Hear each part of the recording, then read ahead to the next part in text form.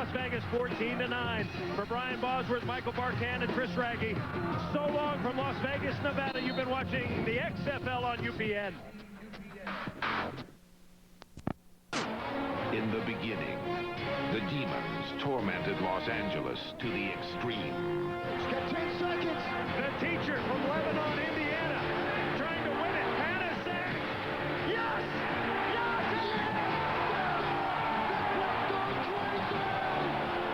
The game is over. The Demons upset the preseason favorite. Tonight, the Demons descend upon the City of Angels in the final battle for the XFL's Western Division title. In the end, who will win out? Will it be heaven, or will it be hell?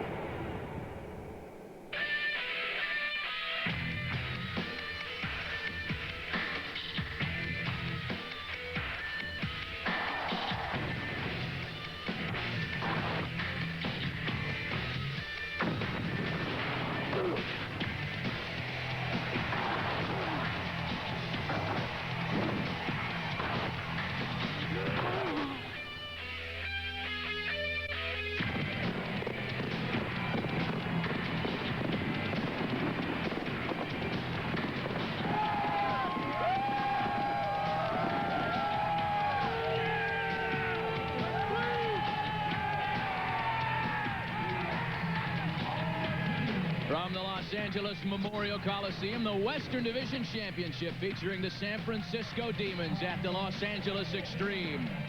XFL bragging rights now a part of these two cities' long-standing regional rivalry, as just one game separates LA and San Francisco for the division title.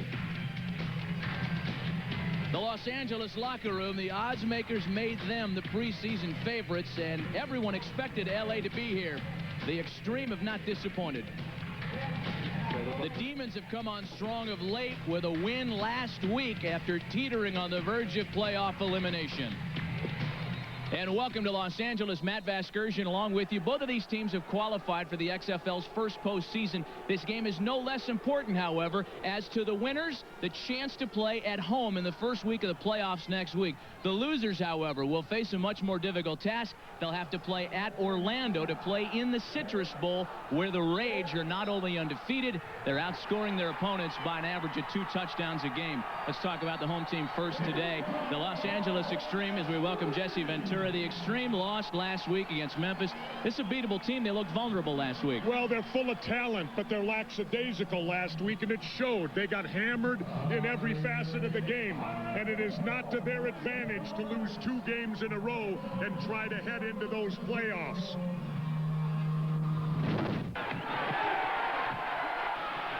We just did not play together as a team. And you look at the film, and you can definitely see it. That wasn't us at all. It wasn't the Xtreme team that had been playing the last 4 or 5 games. You know and I know we played absolutely horrible. Just a team that didn't show up. We need to get back to where we were going into the Las Vegas game. We were very focused, played very well. Hey, this is a championship game. If you can't get fired up for this game, you can't get fired up for nothing. If your mind's not focused and you're playing for a division championship, you don't need to be on the field. So, hey, I think everybody's ready to play, period.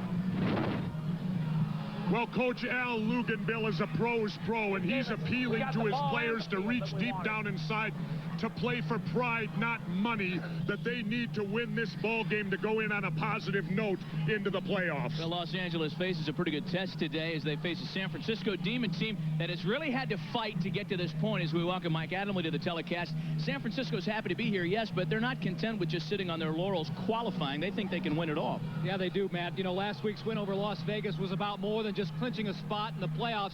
It set the table in their minds for bigger things to come. They win tonight. They know they can take their season back to Pac Bell Park in San Francisco, where they play in front of sellout crowds. Quarterback Mike Pawlowski, one of the team leaders, thinks his Demons have the right stuff to make it to the XFL's championship game, win it all. It all starts tonight. He takes the Carpe Diem approach, seize the moment. We've got nothing to lose. LA's trying to defend their position right now. They're #1 in the Western Conference, and it puts them in a position where they really stand to lose everything if they lose to us at home in front of their hometown crowd, where we stand only to gain. We're already in the playoffs. as we stand right now, we're the 2nd seed from the Western Conference. We win this game, now we get home field. The San Francisco Demons are a reflection of their coach, Jim Skipper. He believes his greatest strength, his ability to motivate. He's convinced his team that they can handle anything. Their motto this season, no distractions, find a way to get it done. Moments ago, both coaches, Jim Skipper and Al Luganville, underscored the importance of this game. Better than that is what? Score more points. What we're talking about. Now listen, we're going to come out right off the get-go, guys, and we win this thing, we're getting the ball, we're going to... You got that? We're going to put heat on them right now. So let's show up, play our A game, and let everything else take care of itself. All right? All right, let's get in here. Let's go, Ward. Let's go, baby. Moments ago, the scramble for the ball, the chase for possession. Damon Dunn for Los Angeles, Marvin Coleman for San Francisco, and the home guy, Damon Dunn, gets all over it. San Francisco has to kick as the Los Angeles Xtreme choose to receive. Unseasonably cool on this April Saturday in Southern California. 58 degrees outside. It's windy as all heck, but that hasn't stopped Hot Tub Harry and his merry band of bikinied babes from enjoying the fine non-beach type atmosphere here today. Mike Panasek set to kick at the start of today. Laterio Rochelle and Damon Gibson. It's Damon Gibson starting to return and losing his footing shy of the 15-yard line. Right wing, Gray 0. Tommy Maddox having a great season. He will be the only quarterback to pass for over 2,000 yards this year, 17 touchdown passes. He's having a great time.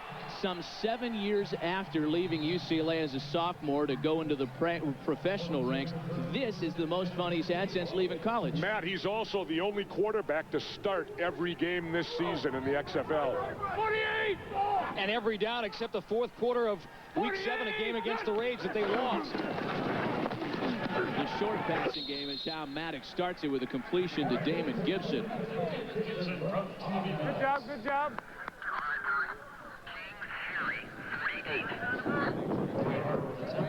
Here we go.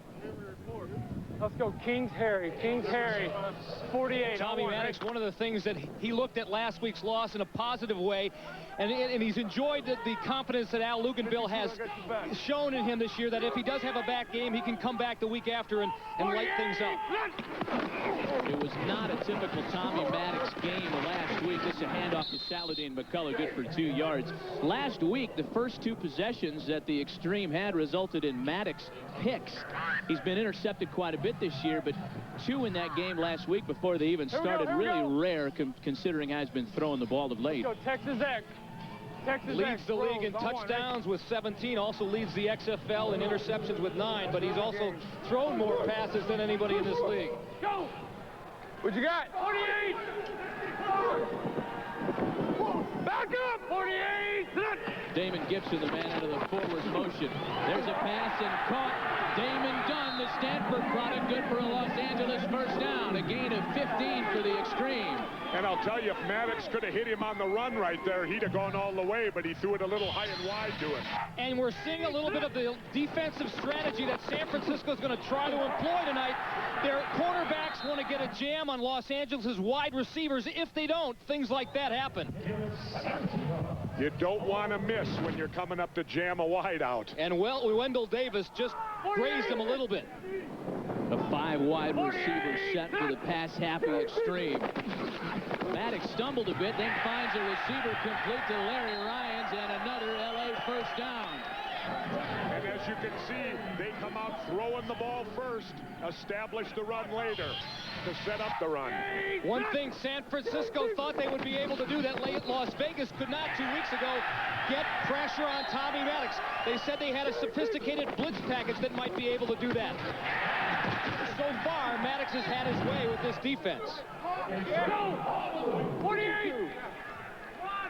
48! On 1st and 10, here's one on the ground, Saladin McCullough. He finds a hole on the left side of the line. Big gainer for McCullough, close to another first down. Saladin McCullough is a local product who set all kinds of amateur records at Muir High School in Pasadena. Highly recruited coming out of high school.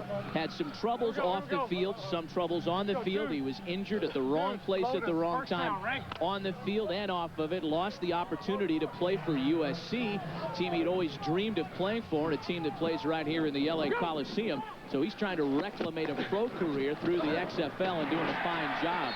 That pass is complete. Why Los Angeles, Matt, so tough to defend. 2nd and 1, and most teams an obvious running down, right, Jesse?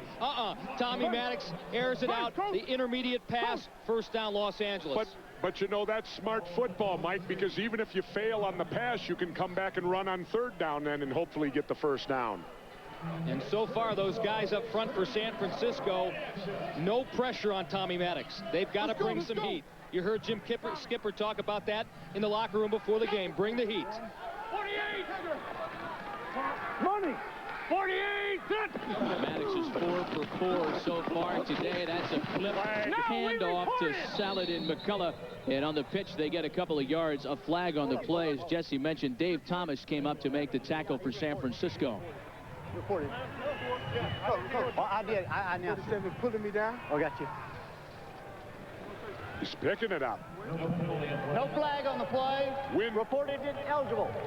It's getting a little practice session, I guess. Never mind. No, the heavy wind blew it out of his pocket. And there is a heavy wind here today. Unseasonably cool and very, very windy here in Los Angeles.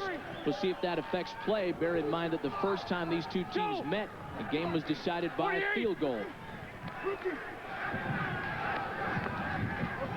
48! That's Damon Gibson again in forward motion. Play action by Maddox, looking over the middle, incomplete. And a flag.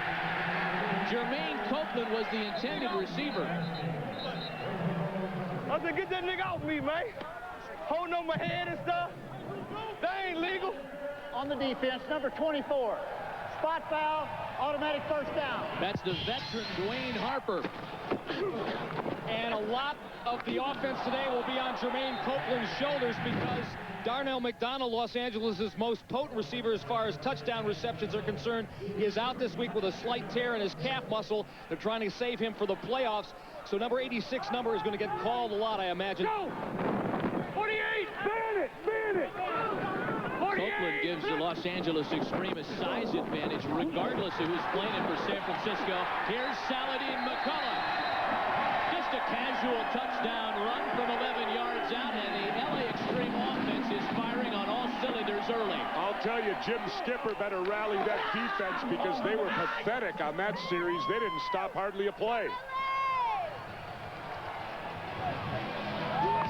An 8-yard, 85-yard drive, rather, consuming 8 plays in just over 5 minutes, and this is the net result. 5th time this season they have scored on their opening drive, and that usually spells a lot of success for this football team. Los Angeles is at 33% in extra point conversions this year. That number will go up as Saladin McCullough bangs it in. A 7-point sequence for the high-powered LA Xtreme. No rolling blackouts, not in Southern California. Nice job! Nice job! Tuesday on the Fighting Fitzgeralds. Was the Xtreme jumping out to a 7-0 lead. Al, last week you were concerned about the intensity of your ball club. How do you feel about the intensity moving down the field and scoring on the opening drive tonight? We showed more intensity in that drive than we did a whole week ago as a whole game. So I'm excited about where we are right now. There's a long ways to go in this, baby. Boy, it's tough not to get excited when you hear Coach Luganville talk. I mean, he'd make a good motivational speaker when his coaching days are done. Both these guys, Jim Skipper and Al Luganville. Had a chance to talk with both men yesterday, and wish I was 20 years old again, Jesse. Mulligan. So do I, Mike. Jose Cortez getting ready to kick off after that 85-yard scoring drive. If you were 20, Mike, I wouldn't have to help you into the booth every week. Yeah. that hurt scar I had today. You haven't seen that yet. All right, now Jose Cortez has it teed up. He's got a little help from a holder on the kickoff because the winds are really blowing this afternoon here in Los Angeles. LA on top, 7-zip. Del McGee, the guy holding the kickoff for Jose Cortez. Terry Battle is there to receive on a couple of hops. Across to the 20. Nailed at the 28-yard line. Rico Mack. Coach, I know that was not the way you game planned to start of the game. Were you surprised by the lack of pressure and the way they were ready to move down the field with relative ease? Well, you know, that ain't the way we wanted to start the thing, and you got to give them credit. Those guys came out and they just executed, marched right down the field. So we just got to get going here. Hopefully we can get our offense here to jump starters and get us right back in this thing. Well, guys, one would certainly expect with Mike Pulaski back of center that the San Francisco Demons, rather, will pass just as much as L.A. did, not only on this drive, but all afternoon long. Pulaski and Maddox are 1 and 2 in attempts this year in the XFL. The offenses is almost mirror images of one another. These guys will run Travis Moore. Demons will run 4 wide receivers, and at time maybe we will see 5 tonight. Here we go. Let's go stud What right. a story Mike Pulaski is. He came into the season with a fusion plate in his neck. Then in the Vegas game week 4, he took several big hits that caused some swelling in his spinal cord, resulting in tingles in his fingers. He went to Jim Skipper the following Monday and said, "Coach, I'm going to quit." He went to a doctor, got an MRI. The doctor said there was no real serious damage, no new damage. You can still play this game, and here he is today. 2 yards up the middle on the handoff to Terry Battle. Mike Pulaski, Jesse, is absolutely tough as nails. This is a guy who's got the gene trait for cystic fibrosis. He's had his neck and his spinal cord fused. He's had pneumonia 12 times as a result of that rare gene trait. Yet he's been playing football ever since he could stand, and he's still out there some 9 years after he finished college. Matt, you sound like a doctor. Well, you pick up Mike Pulaski's football stat chart, and it's almost like his medical chart. I mean, the guy has been through a lot of adversity, and he's still out there leading the XFL in a lot of passing categories. And it should be mentioned, here's a guy who does not need this game financially. He's very bright. He's going to have a successful career in whatever he decides to do. That's Kelvin Anderson trying to get around the right side. Good for 3 yards. Jeff Russell on the stop for L.A. Mike Pulaski playing for the sheer love of it and passion for football. Here we go. Here we go. Here we go. Meanwhile, San Francisco with a pretty impressive drive of their own right now. A couple of L.A. quarterbacks watch Pulaski do his thing. And Kelvin Anderson, nothing up the middle. Rico Mack and company are there, a loss of a couple of yards. And Juanito, 46, Juan Long, linebacker out of Mississippi State, who he had a chance to talk to a couple of weeks ago. Another guy who loves this game. So the L.A. defense holds. And on 4th down, San Francisco brings the punting unit out.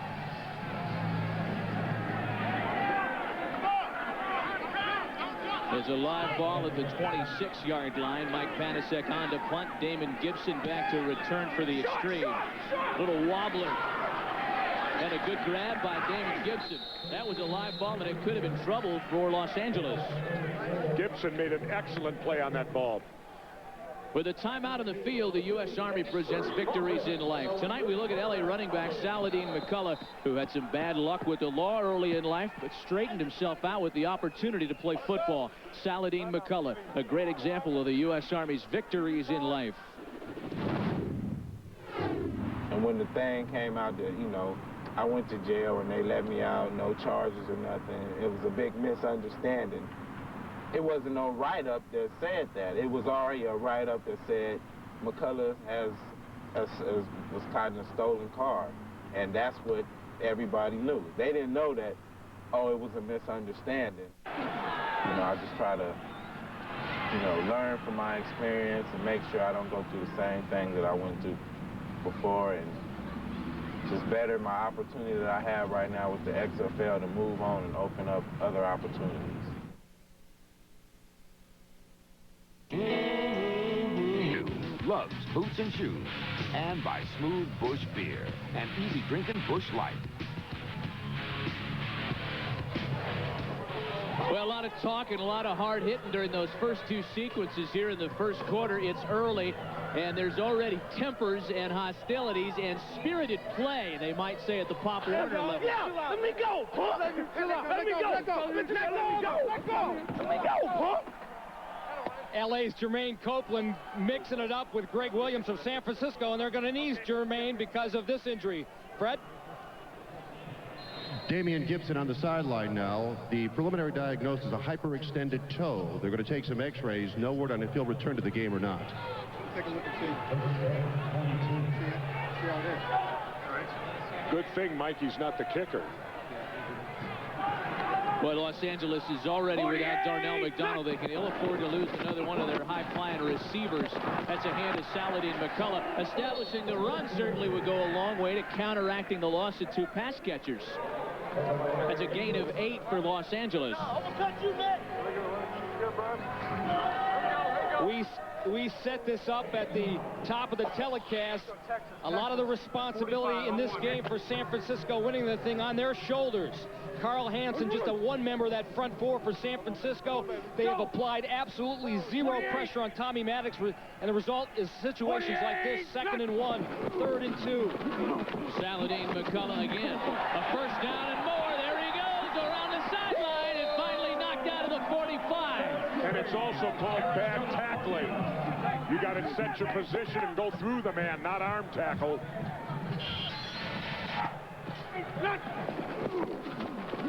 One of the things that Saladin McCullough does nicely as a running back is ability to bounce outside, but that doesn't get it. That kind of just shoving people out of bounds, wrap people up. Somebody out there's got to maintain the control and turn the play inside. Saladin McCullough is a guy that spent 4 of the first 5 weeks on the practice squad for Los Angeles. His contribution's invaluable today. This time this is back up Rashawn Sheehy up the middle and across to the 18-yard line. Wendell Davis had to make the stop from the cornerback position, a gain of 29. 48. San Francisco guessing wrong here. They bring both their backers inside to get a little pressure, but Tommy Maddox checks off at the line of scrimmage. They run the draw, and Sheehy rips one off for 29 yards. And the key to that is, of course, those linebackers are in the backfield at that point. There's nobody in the secondary to make a tackle until 29 yards later. Go! Rashawn Sheehy once again. Sheehy's out there starting today for Ken Oxendine. That's a gain of 3. And an opportunity now for Sheehy to show what he can do. This is a native of Watts, Los Angeles suburb, right around the Coliseum. A tough part of town. And he's playing in front of friends and family today. Watts is a suburb? You know, suburb area, I don't know, whatever, a sub-community. Get off me, man. It's different here in Los Angeles than it is in Minnesota. Go! Tough suburb. 48! 52's out here. 3rd and 3. This drive almost exclusively on the ground until this play. That one's incomplete. That's the first incompletion by Tommy Maddox all night. Also the first time that they've had anybody in Tommy's face. Linebacker John Haskins, number 52 there. And that wasn't Tommy's fault. He put the ball right where it needed to be. The tight end dropped it. Oh, defense play right here. Let's go! That's the Stanford product John Haskins checking out. Load it, someone, right? 48! 48! 3rd and 8 for Los Angeles. Maddox over the middle. He's got a receiver. Jermaine Copeland. A gain of 5, shy of the first down. Good job, good job. So now San Francisco playing 5-6 defensive backs and keeping the receivers in front of them so they can't make the big play, not relying on the blitz, and the result, they force Los Angeles to go for the field goal.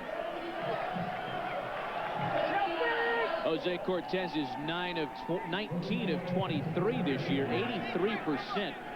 His longest, a 48-yarder. 17 out of his last 18.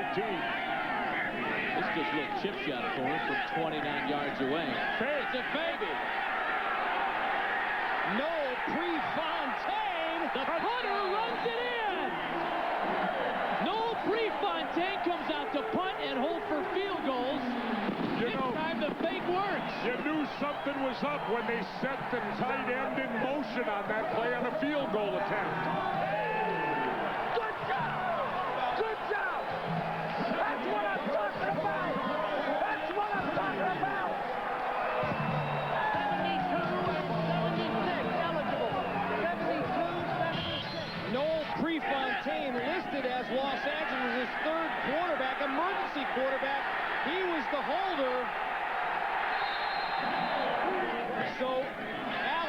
Bell, who's a fanatic for special teams, outfoxing Jim Skipper.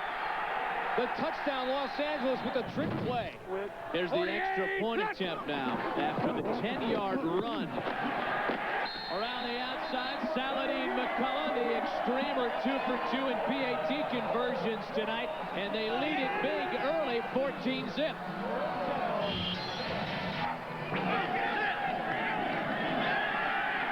Dwayne Harper knew he was had from the moment he left the line of scrimmage. And watch out, Luke, or Jim Skipper.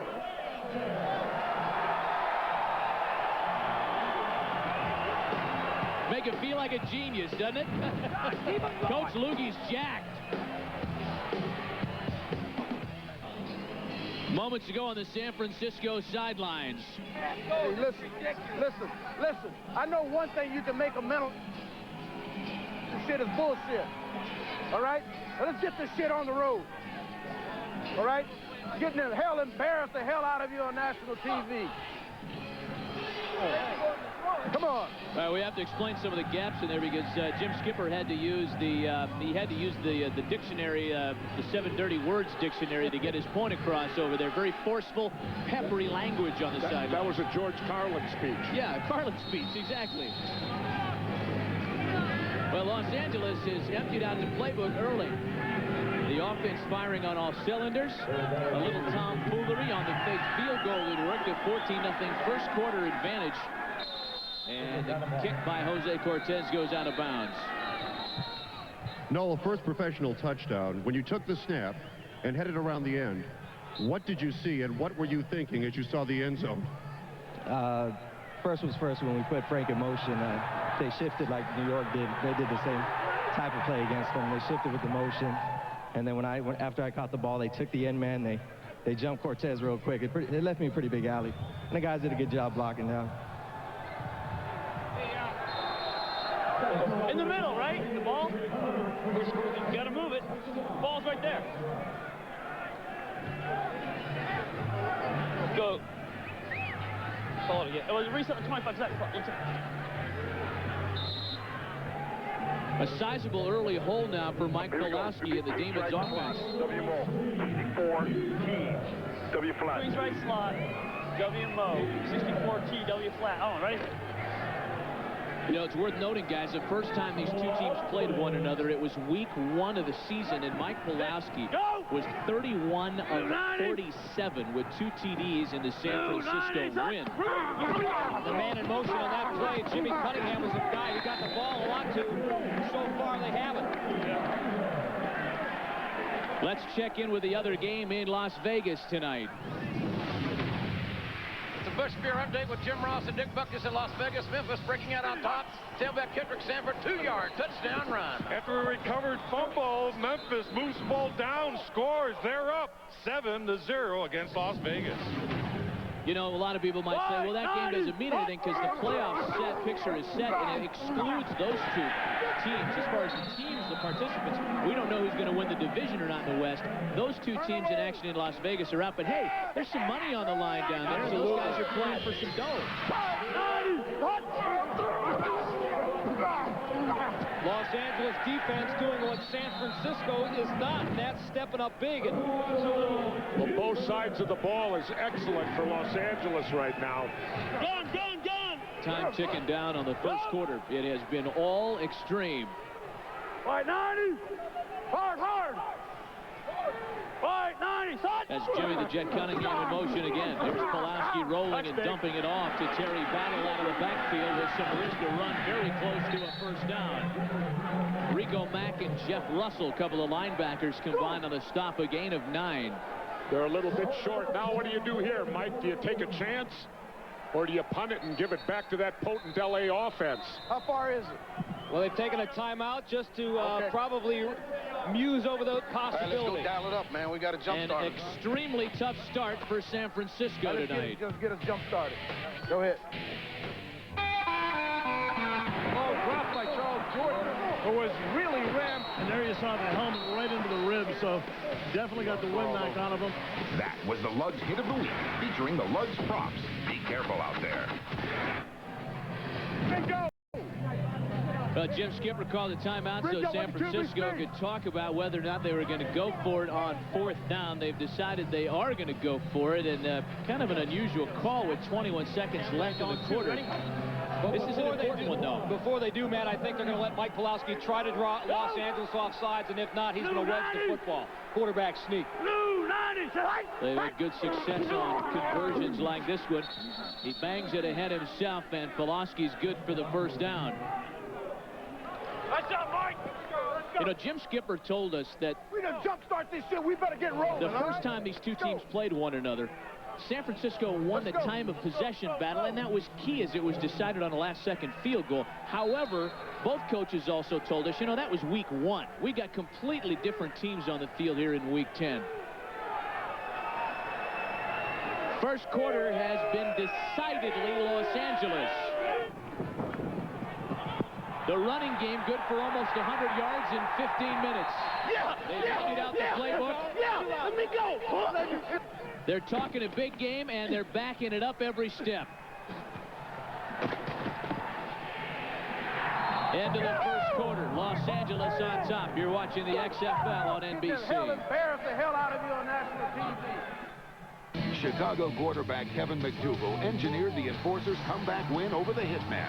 McDougal threw for 3 TDs and returned from an injury to throw the game-winning touchdown pass. This is the 2nd time this season that McDougal has won the award. That was the Burger King XFL Offensive Player of the Week. In the land of burgers, Whopper is king. Back for the start of the 2nd quarter. San Francisco starting the quarter on the Los Angeles 49. Here's Pawlowski with a shovel pass to Terry Battle. No love there. A gain of 2 at the best. Ramondo Stallings, Reggie Durden and company were there on the tackle. Rico Mack also representing L.A. All over the field tonight, and he's got a big role tonight because one of their linebackers, their best linebackers, Sean Stuckey, out this evening. Go to your side. Go right. Wide 90. Wide 90. 4 receivers set Terry Battle out of the backfield. That's where the pass goes. He breaks a tackle and has a 1st down. Battle down to the 28-yard line of Los Angeles. A gain of 20 yards on the play. Matt, that's one of the things that San Francisco anticipated that they would be able to do against this Los Angeles defense is run patterns underneath the coverage, and that's exactly what Terry Battle did that time. Well, if they push one in the end zone here, they're right back in the football game. Terry, see on that screen, it was the same thing. Second. Green right, second. Red. Make no mistake, these two teams like to pass. They are last and next to last in rushing this year. Go! And among the top 2 in passing. Pawlowski looking into the corner. That one's picked off. Did he stay in bounds? Ron Carpenter cut in front of James Hunden. And yes, he did. Carpenter's first pick of the season. Just call this a little help to my friends, a little cover 2. He never sees Ron Carpenter, Mike Pawlowski, and you get the interception. Del McGee's not all alone. There's Carpenter to provide the help and the interception. 5th interception this season thrown by Mike Pawlowski. 1 foot in bounds rule applies on the pick as well. Guy with the tinfoil face is here, thank God. Play action to McCullough. Now Maddox looking to go big, and he's got a receiver, David Dunn. 1st down, L.A.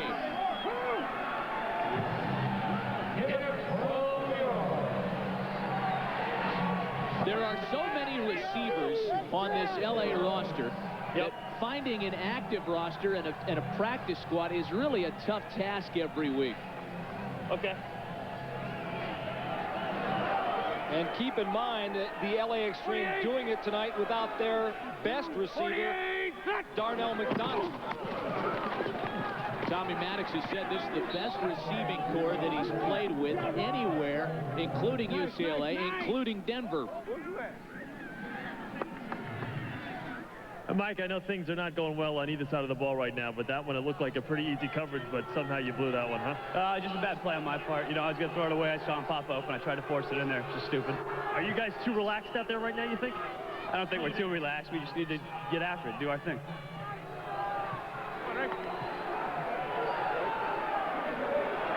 Second and 13 now. Tommy Maddox been all smiles tonight so far.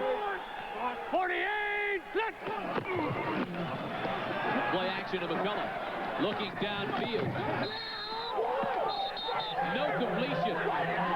Looking for Copeland. Good coverage by Kevin Case behind. I'll tell you what, that was a heck of a throw by Tommy Maddox. Those deep out patterns, especially with the gusty winds down on the field.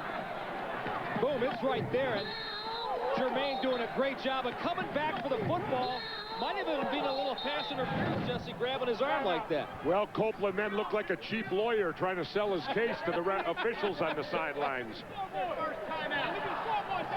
Los Angeles spends their first time out of the half. LA driving again. We're going to duck away. We'll be right back. Is brought to you by Burger King. In the land of burgers, Whopper is king. By Pep Boys. Cars like us. People love us. By Stacker 2, the world's strongest fat burner. And by the United States Army, an army of one. Hot Tub Harry in the house. 48! Chill, Hot Tub Harry. 48! Still the second quarter, though. Third and 13 for Los Angeles. And Maddox wants it all. Little contact and a flag. Looking for Damon Dunn. Lee Cole had the coverage. Jesse, you were moaning like that was incidental. What do you think? Well, you know, that was a close call, and especially on a 3rd and 13 to get LA positioned like that. Here you see the replay. I don't throw a flag on that. Incidental contact all the way. Not only that, I don't think he could have caught it no matter what. I question that call. 48! Everything's going LA's way so far in the first half. 48! Second penalty of the half on the Demons. That little out pass, he's dropped. Looking for Laterio Rochelle. Hey, stay with us at halftime tonight here on NBC. We're going to get you interactive and get fans involved in the telecast. Coming up at half, XFL.com's Fan Picks will show you the nominees for the Hit of the Year, and they're all gruesome. Players of the Year, and our all-access voyeuristic I See You moment. Are the players gruesome too, man? The players are gruesome. The hits are gruesome. 48! Fans are gruesome. Broadcasters are gruesome. Hand off to Saladin McCullough. Stutter step, and he gets it around the outside. A first down and more. Dragged out at the 26. Greg Williams finally corralled him. A gain of 19. These are the kind of games that Saladin McCullough dreamed about having here at the Coliseum. He was hoping to be that next great Southern California tailback. 72 yards rushing for McCullough so far, and we're only halfway through this, not even close to halfway through the second quarter. Man, I think my little... Saladin McCullough by himself has already outrushed the entire LA team from the first meeting between Los Angeles and San Francisco. This is Rashawn Sheehy activated this week from that suburb. And let's give credit to the LA offensive line. They're doing a great job. They're protecting Tommy Maddox. They're opening up the holes for the running game. They're dominating it right in the pit. Chris Breimer, Jerry Krause, Jonathan Heimbach, Bobby Singh. They blame themselves for last week's loss to the Memphis Maniacs. The Los Angeles offensive line has surrendered the least sacks in the XFL. It's a good unit indeed. Laterio Rochelle in forward motion. Hand to Rashawn Sheehy, whose name in Swahili translates into Silent Warrior, from the suburb of Watts.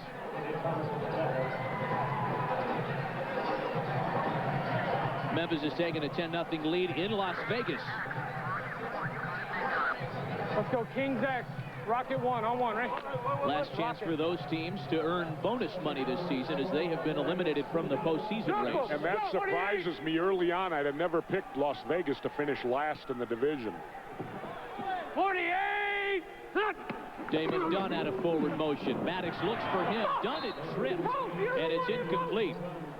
You know, and Maddox got away with one there. He's lucky he threw a bad pass, because had that been a good pass, that would have been a touchdown the other way. Meanwhile, Jermaine Copeland, number 86.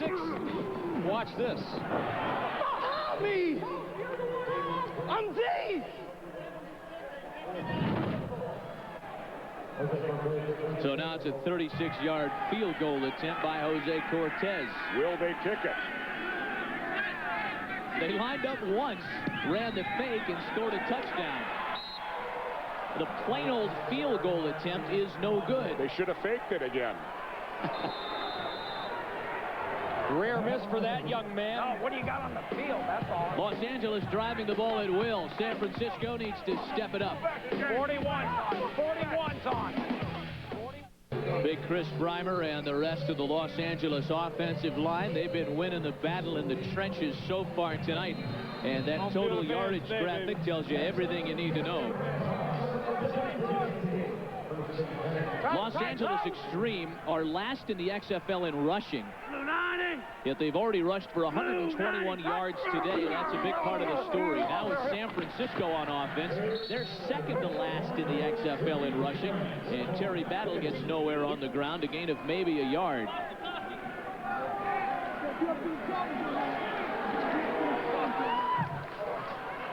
There you go, gun.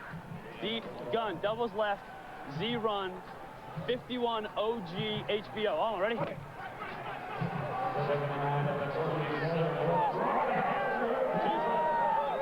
Here's Pulaski out of the shotgun now. James Hunden in forward motion. And Pulaski can't get out of the way. Tried to stay in the pocket as long as he could, but Chad Pegues is the guy that knocked him down. You know, Matt, football is a very simple game. And it's been said so many times, it's a cliche. But Los Angeles not doing anything fancy up there. Their front four is beating San Francisco's offensive linemen. Plain and simple. Great coverage back there by the defensive backs. So the guys up front for LA getting the job done. And LA's second in the league in total sacks with 26, which is now 27. No! There's a big third down attempt for Pulaski and the Demons. Once again out of the shotgun. Look out for Jamal Duff. He misses him. Oh, my goodness.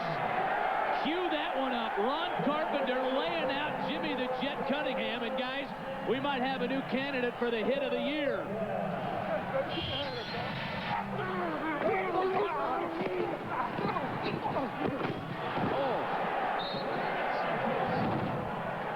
Tell you what, Jimmy's going to go back to that huddle, and don't do me that way again, Mike. Way too much air underneath that football. Mike Panashek on to punt. They almost get to him. It's a short kick. Damon Gibson lets it bounce, and it bounces out of bounds at the 40-yard line. Boy, as impressive as the Los Angeles offense has been under Tommy Maddox, the LA defense, they're equal. You go out of bounds? What do we got? Kick out of bounds. So while the officials sort out the flag, let's remind you of great NBA action tomorrow at noon here on NBC. An NBA tripleheader. First, the Knicks-Heat rivalry is renewed as Sprewell and the Knicks take on Miami for their first time since Zoe Morning's remarkable return. Then the Blazers battle the King for a playoff position out west. Don't miss all the action tomorrow at 12 noon Eastern on the OG, on NBC. had to look upfield. Yeah. 48! LA takes over at their own 49-yard line. Damon Gibson, the man out of forward motion, and the pass is incomplete.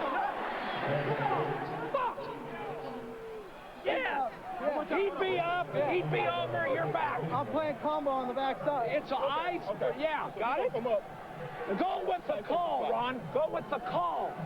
It's a right call. He should be up with you on box. So you'll be up. You'll be down. No, okay. You'll be back. I got it. I got it. Talking to Ron Carpenter in the defensive backfield on the LA sideline. Timeout.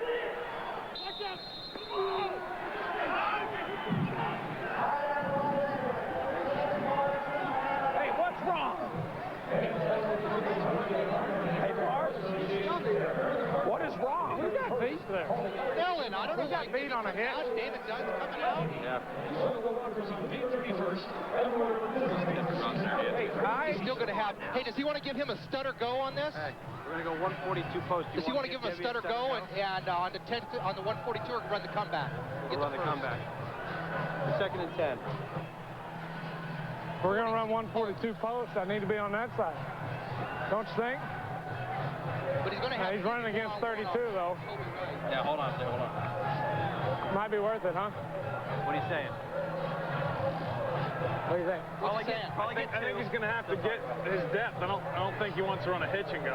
No, I think he's going to run like a stutter comeback. A stutter go? Comeback? Yeah. Like a stutter go. Stutter go, but at a comeback depth. Let's get a shot. Talking about Gibby on stutter go, like you just talked about on 142. You ready? Hey, watch your safety. Interesting dynamic on the sidelines between Tommy Maddox Here we go. Let's go. and Scott Milanovic. 142 post. On one, right? Milanovic, the backup quarterback here. He was the #1 pick in the XFL draft, and he's not a starter. And a starter for everybody else in this league if he played for him. Keep your eyes on number 81, Damon Gibson, the man in motion here, and they're going to try to isolate him against number 32. Up top, there's Gibson. The long bomb, just a bit too long and incomplete.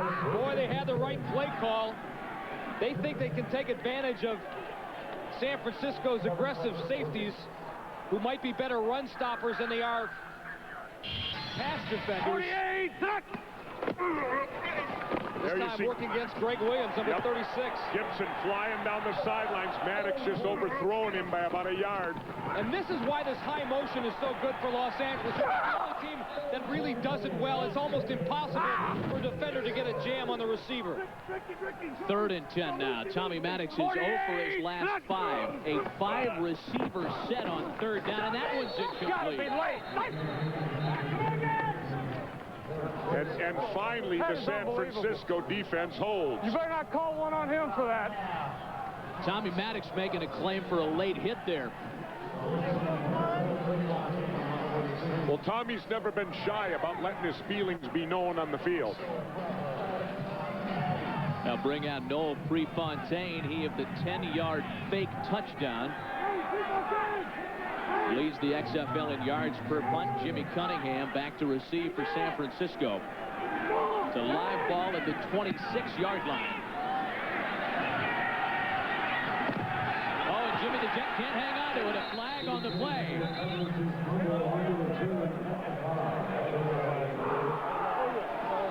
That's cool. That's cool. That's cool.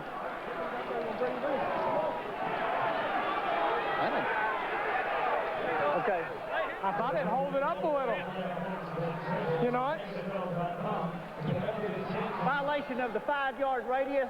Number 10, 5-yard. Right into the danger zone. Hey, Kenny Loggins lyrics why don't we now. get the ball on the 50-yard line? I mean, I'm all for winging it. Los Angeles on top of San Francisco by a couple of touchdowns. Their offense strong in the first quarter. Doesn't look like the same unit here in quarter number 2. This is Terry Battle on the ground, trying to establish a San Francisco running game. A first down for the Demons. Lamont Evans knocked Terry Battle out of bounds after a gain of 19.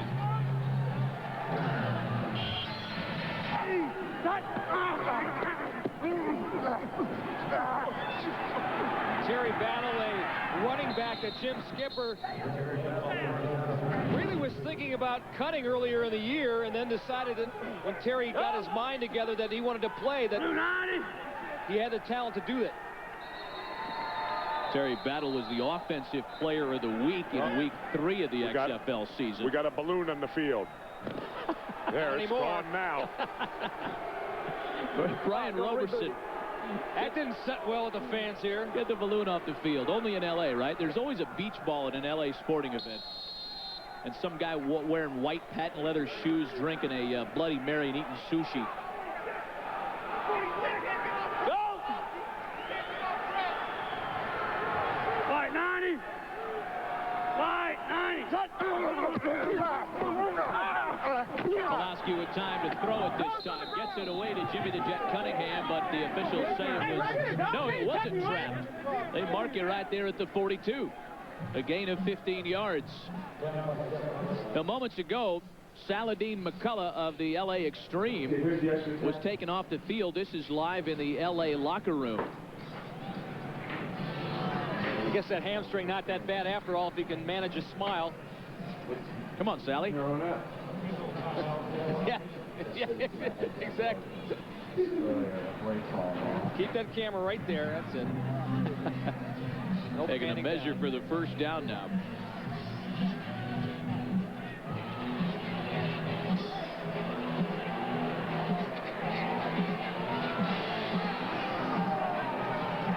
First down.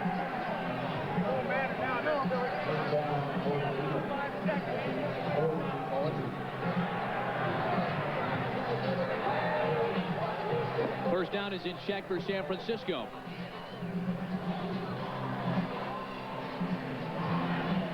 Too fast. So it's going to be underneath. Fake. 7 Ocean, Bass right. Oh, ready?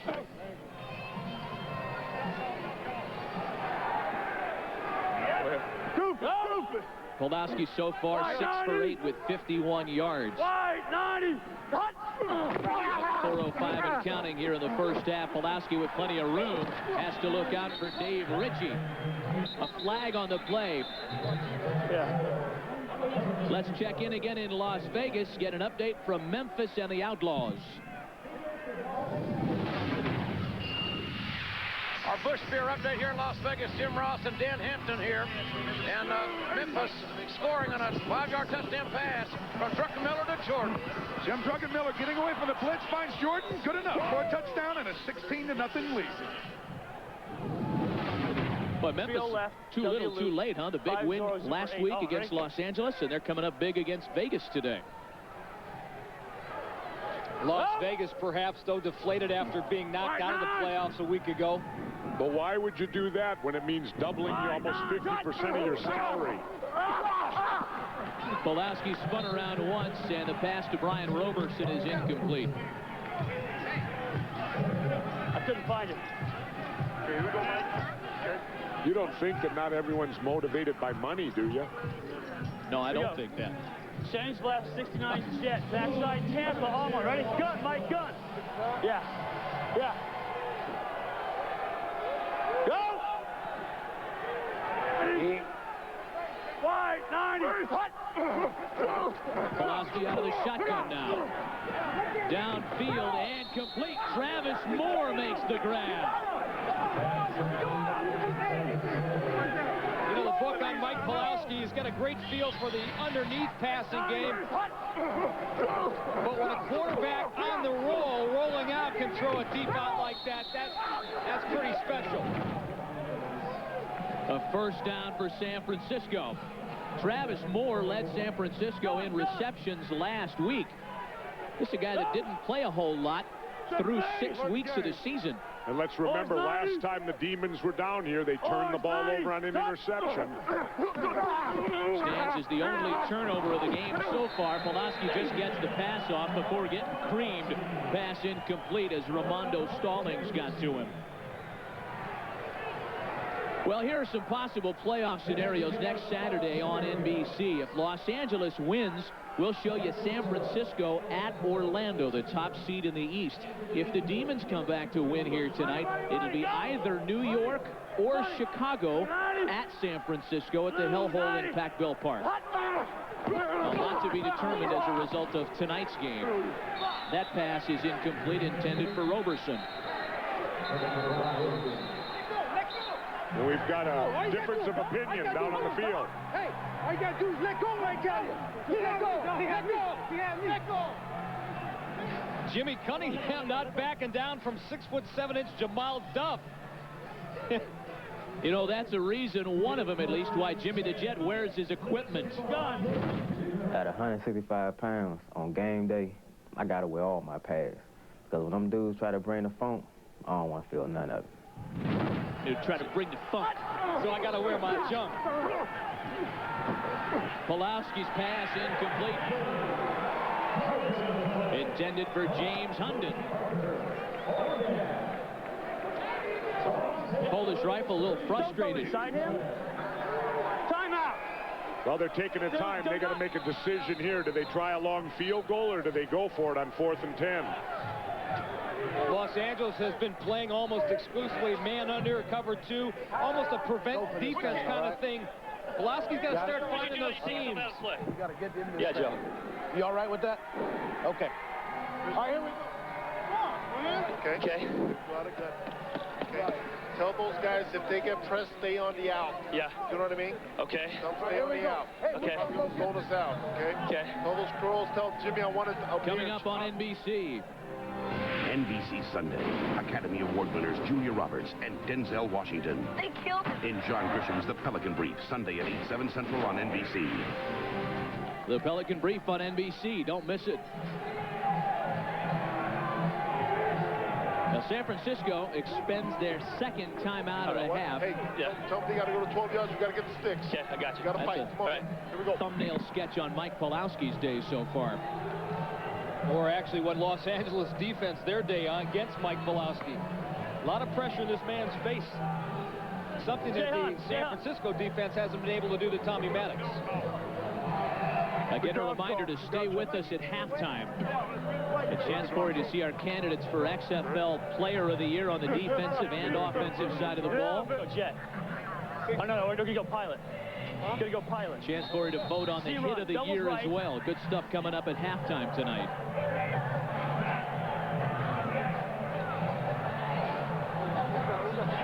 Over. A little blood on the saddle there for Dave Ritchie.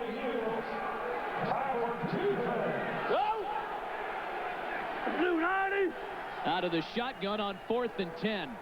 James Hunden in forward motion. A big 4th down try for San Francisco, and not even close. Who the heck was he throwing to on that? There wasn't a receiver within 20 yards of that ball. Mike Pulowski knew who he was throwing to. I think Jamie Hunden might have missed. You know, there's no excuse for that, Mike, coming out of a timeout. And also after 10 weeks in the season.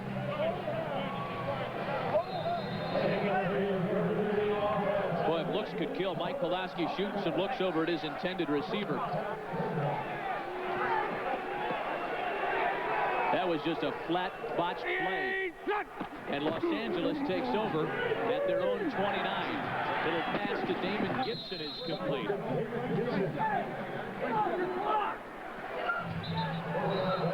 A gain of 9 on the play as we get to the 2-minute warning. Again, stay with us at halftime. A chance for you to vote on the hit of the year, players of the year, and our XFL all-access moment. You go to XFL.com, and if you've got the equipment, you can look at the video yourself over and over and over again to make sure you make the right choice. I think once enough, once you see some of those hits. One word, carnage. Yeah, the kind of play, in Delta, he said, money! 48! Los Angeles trying to get it in the end zone one more time before half. Handoff to Rashawn Sheedy, dropped for a loss. All right, yeah, I just told him that, Everybody thinks he's talking to his defensive coordinator. He's not. Talking to his girl? Yeah, thought so. Yeah, I knew he was going to call that, too. Y'all are on the field, you know. Y'all are on the field. There's Scott Milanovic. 48! They're trying to call him Coach Milo around here in Los Angeles. 48! A valuable guy on the sidelines. Little pass to Rashawn Sheedy. Dragged down from behind by Aubrey Battle, a gain of a yard. And going back to Milanovic, Jesse, you brought this up. Maybe the best move that Al Luganville made this year as far as personnel is drafting this guy, keeping him away from everybody else. Absolutely. He's got probably the second best quarterback in the league who can't play for anyone else. And it's got to be a bit frustrating. He can't make a play with the ball in his hand. It's like watching fucking paint dry. Don't press behind you. Or grass grow.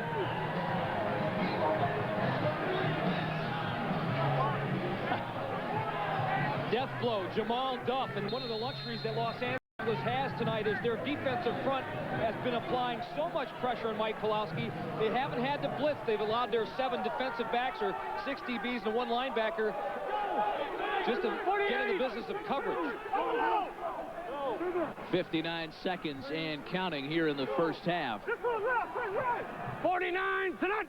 Tommy Maddox taking advantage of every moment on the play clock, play action, scrambling and throwing incomplete. He was trying to get it out to Damon Gibson, who was covered well by the veteran Dwayne Harper. That isn't Tommy Maddox's strong point, rolling out and running and throwing on the run. He's a much better pocket passer. A rhythm pather, guy with 3-step drops, 5-step drops, bang, release it, intermediate, short passes. 60 Hawaii on 1, right? Come back. Hawaii, that means it's a pass, Mike. Get ready for the Kona out. Yo, hey, what? The Waikiki twist. 48! Maddox has completed just 2 of his last 9 after the great start. Steps up in the pocket. That one's complete. Jermaine Copeland. A gain of 10 and a first down for L.A. Copeland tells you about it himself. You know, that kind of amateur theatric is why this guy's a marked man in this league. Everybody wants a piece of Jermaine Copeland, that's for sure. But he catches it like a pro, Matt. Maddox over the middle. There's Copeland again. Another first down for L.A. A gain of 15. Los Angeles has 1 timeout left in the half. And they're not using them because the clock stops while they move the chains, and then he's calling audibles. Go! Copeland with 4 receptions, make it 5 tonight. Adding to his league-leading total, a gain of 7 there. And L.A. spends its final timeout in the first half. Oh, the end zone. Tommy, Tommy, I want 1 throw into the end zone, okay? Okay. Get it into the end zone or throw it away if it's not there, but I don't want that ball in the field. What do you like? Where are we? 22. 1 play to go to the end zone. 21 yards. Let's do this. Let's go. Squad Z, 849. They were fresh backside on Jimmy. Yeah. Did they not go over the top? Well, they played like a 4 all the way over here. No. All right, no. Okay. We got to get in the end zone. He doesn't like it. Neither does Coach Luke. He wants 1 throw. We need to go bunch. Okay. Georgia. All right, bunch Georgia. Bunch Georgia. And give me the. That's good. Thunder would not be. It's a 21-yard. Here we go. Let's go bunch, bunch, bunch. Let's go 61 Georgia on 1, right? Get open. He presses you. All the wide receivers will run their routes to make sure they're in the end zone. Yeah, what? 1 shot at the touchdown. 48. 48. This will be the 8th play of the drive. Copeland got a head start. They were looking for it. Short, complete over the middle. That's not what Coach Louisville wanted. They don't have any timeouts left. Spike it, he's yelling. Spike it. We're going to decline it.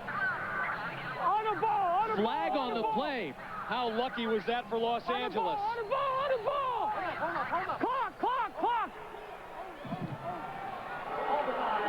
On the defense, number 38. The penalties declined. First down. Here we go. The flag stopped the clock. A huge break for L.A. They've got a chance to spike it with 5 seconds left. Not how Coach Luganville drew it up, but it just might work out for him after all. And listen to the fans here in L.A. They're not happy. They want to see a touchdown. They don't want to see a field goal. Well, you know, without that penalty, they would have got nothing out of that drive. They're lucky they just got 3. Assuming that Jose Cortez can put this through the uprights. Cortez missed his last attempt. That ended a stretch of 9 consecutive conversions. They're pulling a Rusty Tillman on us here. This one will be from 19.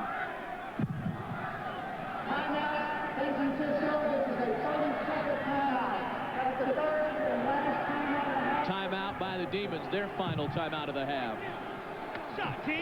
Tommy, in this first half, you moved the ball well early, then ran into some trouble and moved it well now. What have you seen in the San Francisco defense? Well, even when we ran into trouble, we were moving the ball. We were running into trouble in our red zone. So we just had one series where we took some shots, and we got back to what we were doing there. So, you know, we just need to get some points here and go into the halftime, come out second half. Did you want to go for it here? No, we're up 14-0. Why would you want to go for it? You put 17 points on the board, makes it 3 scores. Well,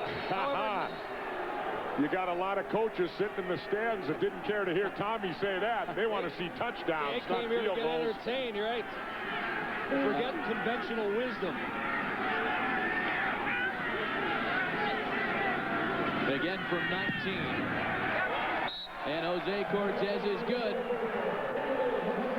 Los Angeles rolls the blackout. Mike, the way we see it right now, you've got 2 dilemmas. One, you're not getting a whole lot of protection. 2, there seems to be a little bit of a communication problem with you and the receivers on the last few sets. Yeah, there's definitely a communication problem. Mistakes will kill you in this game, and we're making plenty of them right now. We need to shore that up and come back and do something better in the second half. Well, Los Angeles ended the half just as strong as they began it. A chance for you to vote on players and plays of the year on our halftime coverage. First to break after you hear from your local NBC stations. I'm in Los Angeles, and the Xtreme puts an exclamation point at the end of the first 30 minutes of football, on top by a score of 17-0. Glad you stuck with us for halftime. Your chance to log on to XFL.com and vote for some yearly honors, including the hit of the year. Here are the candidates. The XFL.com fan picks. Lugs presents the hit of the year. Ray Austin. Barker, clear lane. He's got a room. Whoa! Ray Austin made the hit. Shante Carver.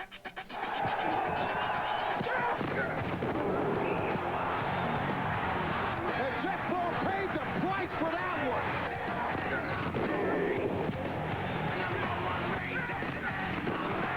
Shante Carver again.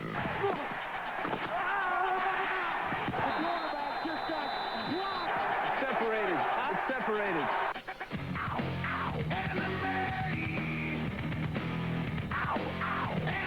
Jamie Baisley. Line drive kick, ball bounces, you got to get on it. Jamie Baisley almost beheaded Damian Dotson. Corey Ivy. Maddox looking for the end zone.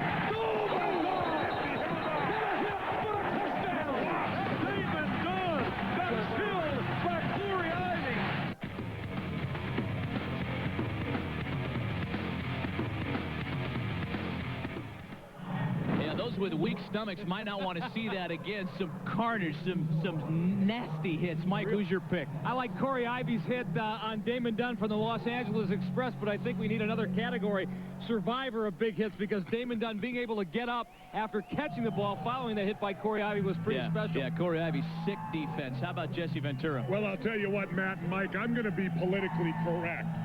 I'm going to say each one of those hurt like hell. Oh, weak. Well, those were the individual plays. What about the players, defensive and offensive, starting with the offensive nominees? The XFL.com fan picks. Burger King presents the Offensive Player of the Year. John Avery. The league's most exciting player. John Avery leads the XFL in rushing. Let's go! Avery's got the room.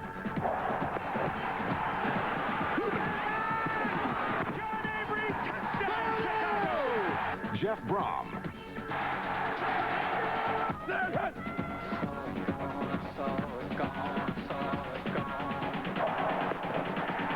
Jeff Brom is the XFL's highest-rated quarterback. He guided Orlando in their bid for an unbeaten season. Brom.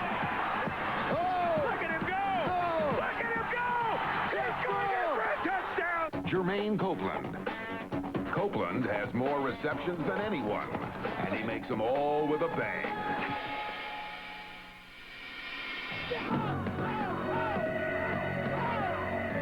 Tommy Maddox. Tommy Maddox leads all XFL quarterbacks in touchdown passes, and no one else but Tommy will throw for more than 2,000 yards. Nobody's been hotter in the XFL than Tommy Maddox. Mike Pawlowski. The Polish rifle is among the league leaders in passing yards, accuracy, and TD passes. He's also the inspirational team leader. No regret! No regret! Burger King presents the Defensive Player of the Year, Shante Carver. Shaka is the last thing a quarterback wants to see. He's taken out 2 already and lays claim to one of the most athletic interceptions this year.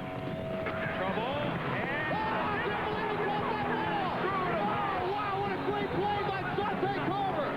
Kelvin Kinney. Let's go, defense. Kelvin Kinney anchors the league's best defense, and he strikes fear in opponents every time he takes the field. Ron Merkerson. Big Merk had 11 tackles last week against Chicago, but just try tackling him when he has the ball. Big Ron Merkerson's going to try and run it in at the 10. Merkerson is in. Joseph Tuapala. Tuapala has more tackles than any other outlaw. He also has a nose for the ball. James Willis. It seems nobody can get around James Willis, the XFL's leader in tackles.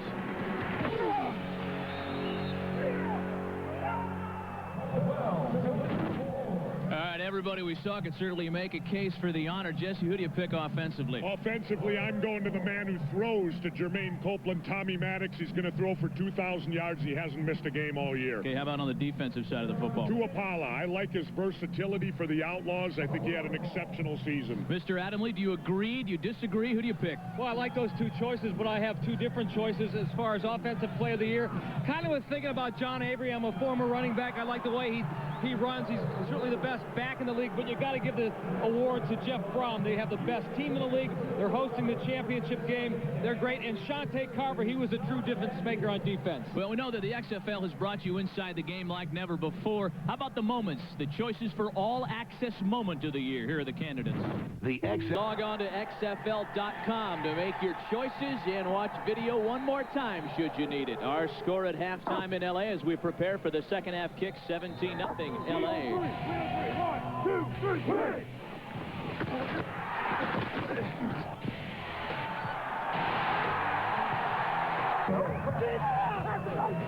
Keep it up! You in LA!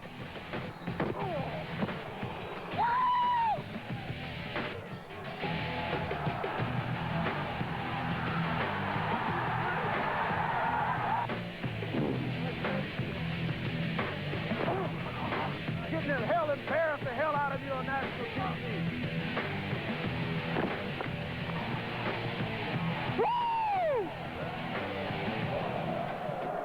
Ready for the second half kickoff. Los Angeles on top, 17-zip. They started out with a bang, scoring 14 early points. They tacked on the field goal just before halftime and have a healthy cushion to work with here in the second half.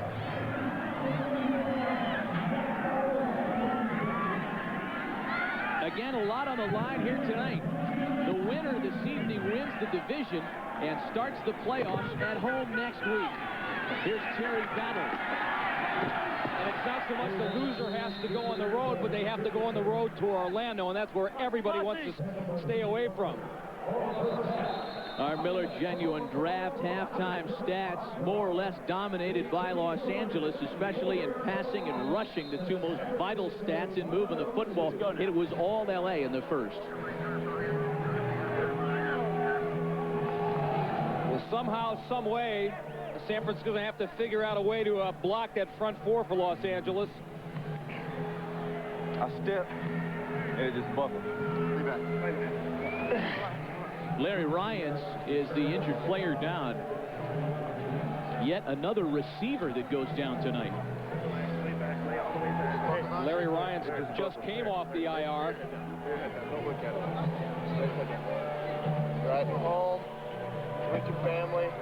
Next Monday, April 16th on NBC, don't miss the premiere of Weakest Link. It's the only game that's faster than Millionaire and more ruthless than Survivor. That's Weakest Link, premiering next Monday, April 16th on NBC. Larry Ryan's being escorted off the field after losing his footing on the kickoff play. Tough field the first time. Really? I mean, the exact same thing.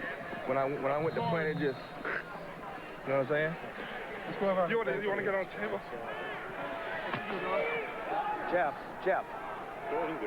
Los Angeles perhaps without one of its receiving weapons in the second half. That remains to be seen. Here's San Francisco starting their first drive of the second half. Terry Battle up ahead for 5 on the ground. Hit the hole!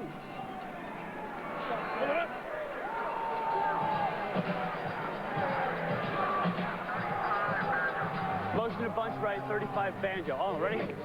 San Francisco, guys, just does not have the kind of rushing attack that will let them sit back on their laurels.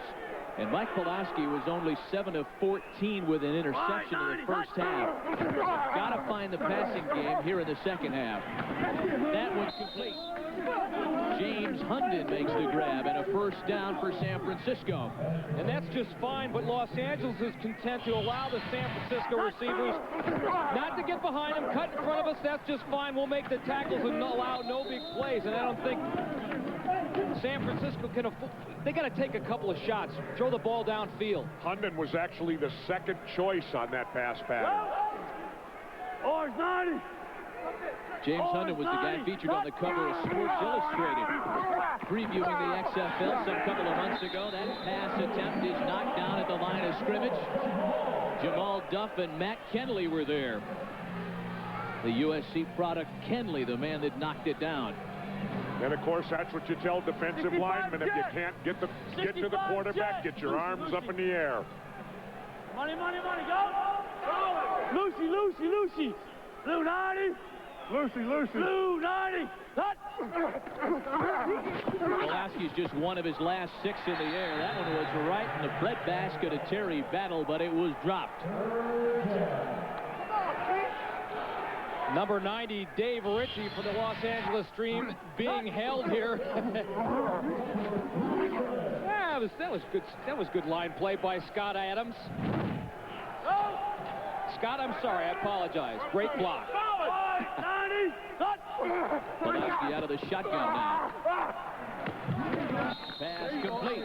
Brian Roberson, the Fresno State product. That's good for 12 yards and a San Francisco first down. And this is a critical drive right now for San Francisco to get back in the game. They're moving the ball. Blue 90!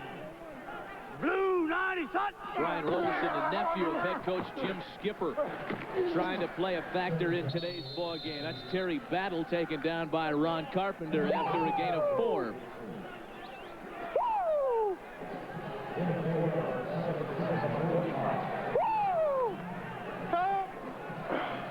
Dave Ritchie, when he's not playing football, get to that story in a second. Kelvin Anderson had just checked into the ballgame, fumbles the football. Los Angeles looks like they've recovered. Coach Luggie hawking one and clapping it up on the LA sideline. LA ball. Is Dave Ritchie at the bottom of that pile there, making things happen? Let's go, Dave. LA's defense leads the XFL with 21 takeaways. They've just added another one. Let's see if this is down by contact. Ooh, that was close. Chad Pegues causes the fumble, and watch Dave Ritchie. He thinks he's out of the play. Wait a minute, it's live. Hey, Mom, look what I found there. When he's not playing football, he owns the Xtreme Excavating Company. He excavated that ball from out of the ground. 17-0 Xtreme.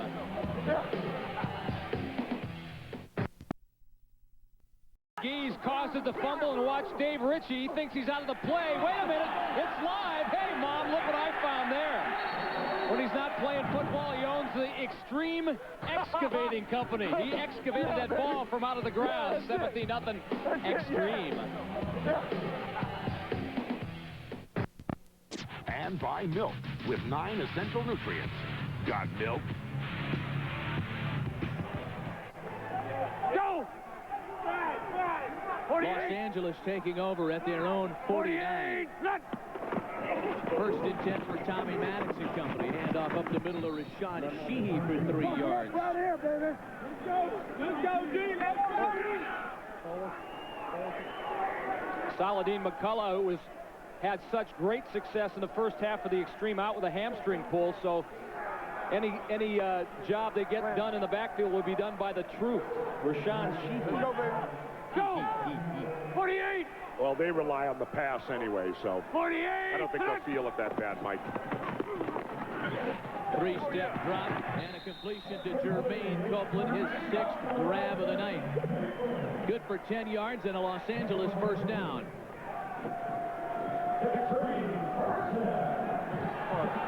Jermaine Copeland just keeps catching passes. You had it?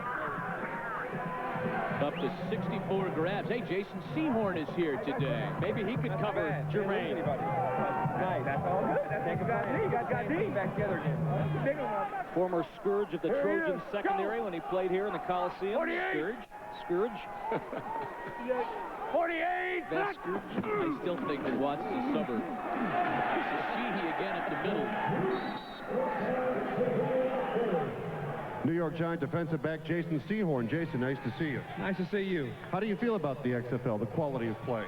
Entertainment. I mean, these guys get a chance to play football, continue to try and get better and get a shot at the NFL. Now, you're going to be a master thespian very soon, appearing at NBC's Third Watch. What role will you be playing, please? A fireman, and it's more comedic relief than anything. All right, beat it, Sehorn. Don't come back unless you bring your life next time. And to Rashawn Sheehy trying to get around the end. Nothing over there as Greg Williams came up in the safety spot to knock him down, a gain of maybe 2. And now the clock comes very much into play for Los Angeles with a 17-0 lead. Ball control becomes the main theme. Eat as much clock as they possibly can. And you hate to say it because it's so early in the third quarter, but the clock's starting to become a factor for San Francisco. They got to get something going as Jim Skipper's hollering down there. Take a look at how the LA offense has come alive compared to last week when they scored just 12 points. This is a team that was averaging over 30 a game. They have come alive tonight. That last week, it has been proven, guys, that the first half was just a bump in the road. I'm injury-free. I'm injury-free, Paul. LA today, 278 total yards and a great balance. Well, Luganville this week, he refused to show him last week's tape of the loss to the Maniacs, and instead he appealed to their sense of pride, their sense of professionalism. 48! 48! Short yardage down now on second down. This is Sheehy again. And first down to the 10-yard line. Gain of 9. Well, you hate to make a shift to the San Francisco offense, but you think we might see Pat Barnes here at any point in time? That's a possibility. You're not getting it done with your #1 guy. As he comes in, they don't lose all that much with Pat Barnes in the lineup. Maybe a little bit of leadership. Shoulder joint a little bit, you know, sublux a little bit. Right. Take your choice of former Cal Bears at quarterback for San Francisco. Play action by Maddox. Look out! He gets the pass off. Touchdown, LA! Jermaine Copeland. How did Tommy Maddox thread that needle?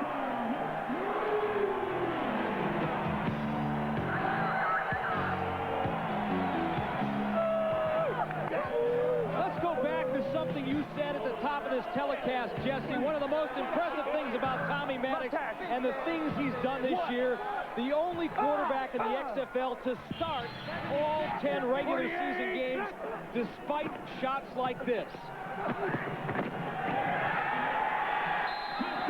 And you talk about stepping up to the plate, Jermaine Copeland. And the thing I liked about Tommy is he didn't hear those footsteps coming. He delivered the football. Oh, is that easy? And they've converted on all 3 of their touchdowns tonight. Kevin Casebahar made the move to knock it away, but Maddox threads the needle. Right where the ball needed to be thrown. And he heard the footsteps, Jesse. He just shrugged them off. He knew he was going to get hit. The LA offense is big on top 24 zip. You are watching NBC. Tonight on top 24-zip as Jose Cortez gets ready to kick it away with 8:11 left here in the third quarter. They're feeding him rice-a-roni, Matt. Terry Battle takes the kick across the 20 to the 25. And finally brought down at the 35 And a late flag coming in, 2 late flags. It's done. It's done, Otis.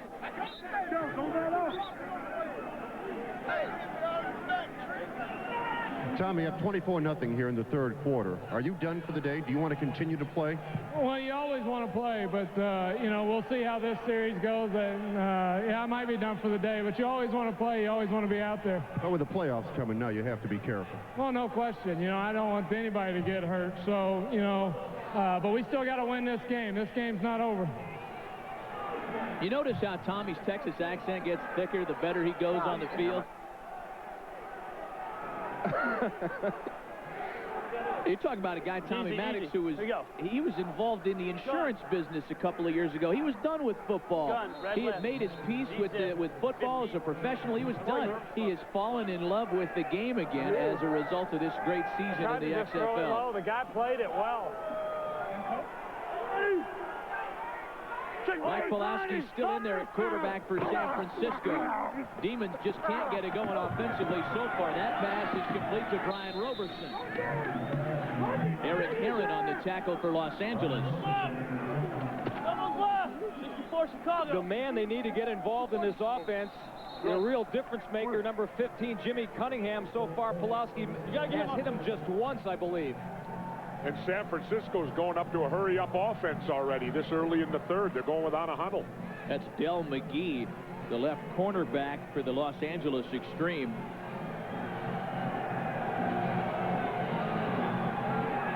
An update from Las Vegas. The Outlaws are on the scoreboard, but the Maniacs lead it at halftime, 16-3 Memphis.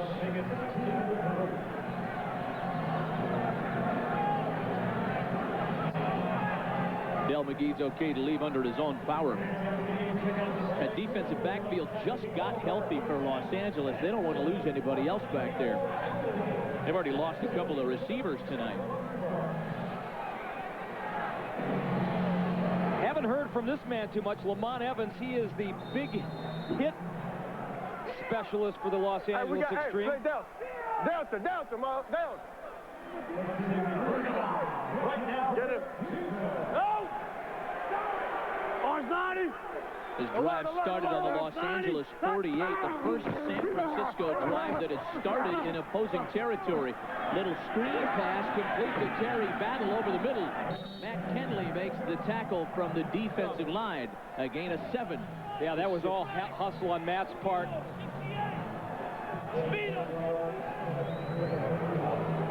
Money, go!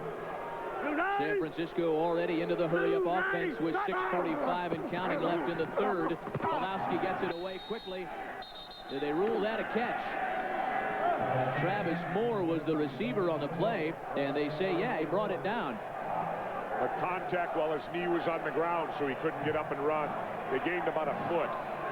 So they'll mark it at the 29.5. A couple yards short of the first down. They try to run for it. Nothing there as Kelvin Anderson is stopped cold. What is it? We need about a yard. Just bonsai and wedge it. Yeah, just bonsai and wedge it. Geronimo. A no-brainer for Jim Skipper. Go! Bonsai. And it looks like San Francisco has enough for the first down.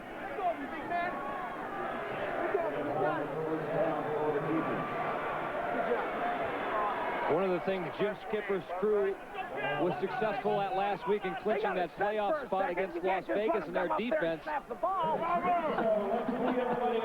was being patient on offense, moved the ball with the short stuff.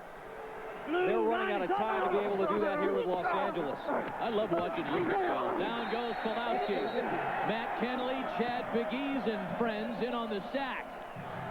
Second sack of the night for the Xtreme defensive line. There may be no more animated coach in the XFL than Lugie. He really gets involved. He really does.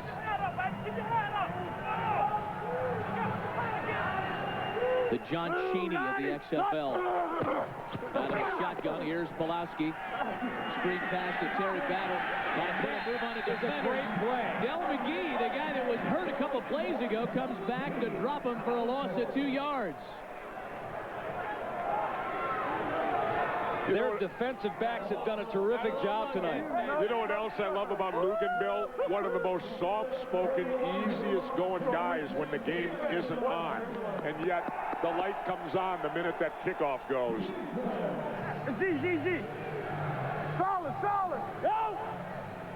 White 90! 3rd and long now for San Francisco. A big one to try and convert James Hunden, the man out of the forward blast. Pulowski looks his way over the middle. Oh, dropped! Travis Moore had himself the San Francisco first down, but couldn't hang on. You gotta make plays, and San Francisco is not making plays. White 90! Ball thrown slightly behind him. No excuse for that. You gotta make that catch. You gotta make that catch. That's what they call the Rick Garvin catch. Doubles right, lefty up. Hands of stone. Mano di Piedra. He needed some of that Lester Hayes sticker. Pulowski had completed 5 consecutive passes before the drop. Buys himself some time, tries to get out of the way, and dumps it off to Terry Battle, who picks up a huge block before being tackled by Dave Ritchie. But Travis Moore gave him a great block.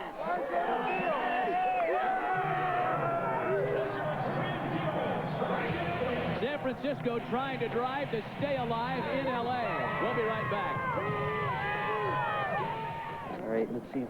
I think he's set up. He's ready to go. He's ready to go. You ready to go, Agent Paco? Battles. Several valiant warriors have fallen to the hands of defeat.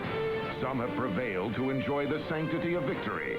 But the true warrior must focus on the battles ahead, because the war has just begun. The XFL playoffs, NBC next Saturday.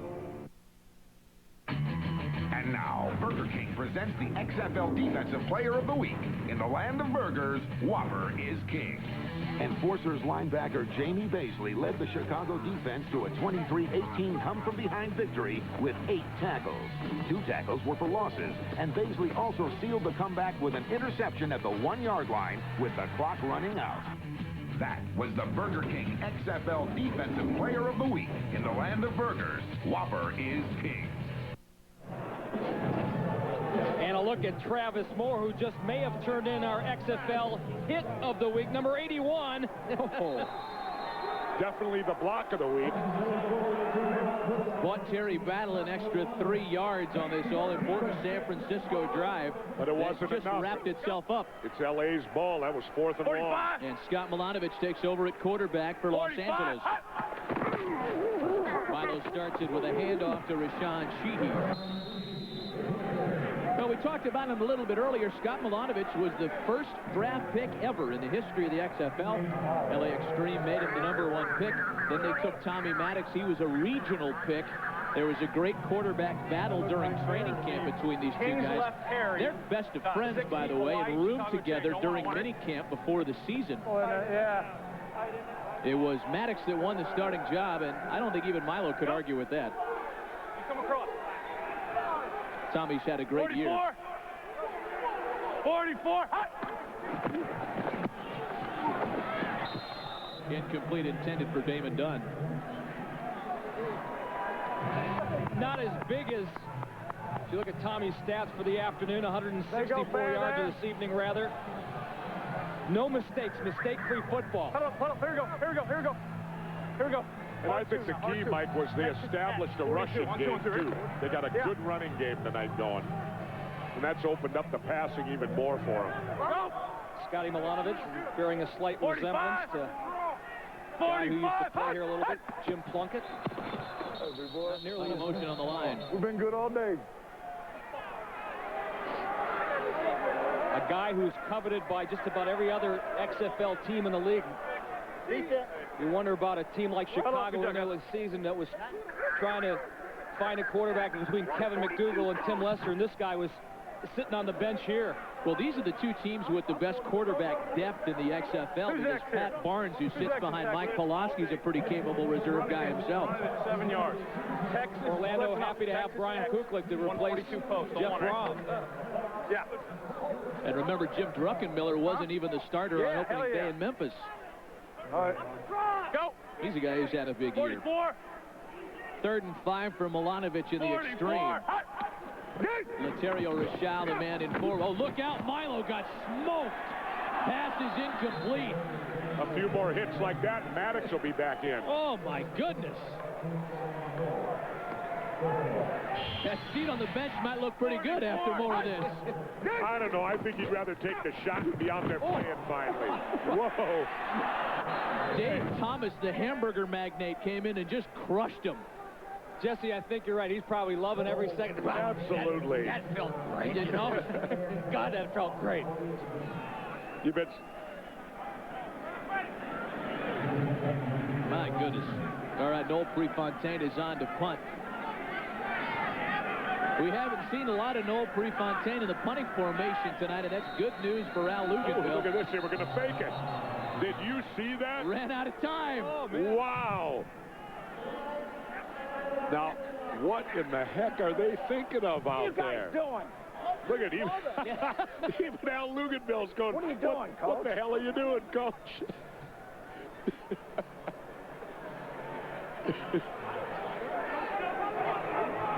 Be ready for it. No, I told him not to do. I said punt it. Wow, that's made Al Luganville upset. That can be seen on a 24-0 night in the 3rd quarter. It's a bit of a show-up. I think he's lucky that they had to delay a game there because it didn't look like it was going to work. Wow. What we had there was a failure to communicate. This is Kevin Casebeharn. Got a flag. Short punt and a flag on the play. Well, if things hold up as such and Los Angeles wins this one, next week you'll see San Francisco at Orlando. They played one another before, and in week 2, Orlando said hello to Mike Pulaski and company, winning that head-to-head matchup. It was a 26-14 Orlando score. That game was a little closer than the score indicates. Orlando ran up a couple of touchdowns late in the 4th quarter to open up breathing room. Going to be a good matchup next week in Orlando if that's the scenario that we'll see. 24-0 Xtreme. Blue 90. You bet. Mike Pulaski still out there at quarterback. Oh, another guy holding us. Oh, we got a flag. I think we're going to get a late hit on that out of bounds, too. Jimmy Cunningham made the catch. Boy, I wonder if that guy is as tough as last week's Rachel. Remember Rachel? Oh, yeah. It's like, excuse me. With the hat. He's okay. Yeah. What are those big things, magnets or something? I'll tell you what. The things are holding to magnetic discs. Oh, that's the 2nd week in a row. You know what? That is combat duty down there. Those gals holding those big sound dishes are just getting smoked. Let's hand one of those to Grogan.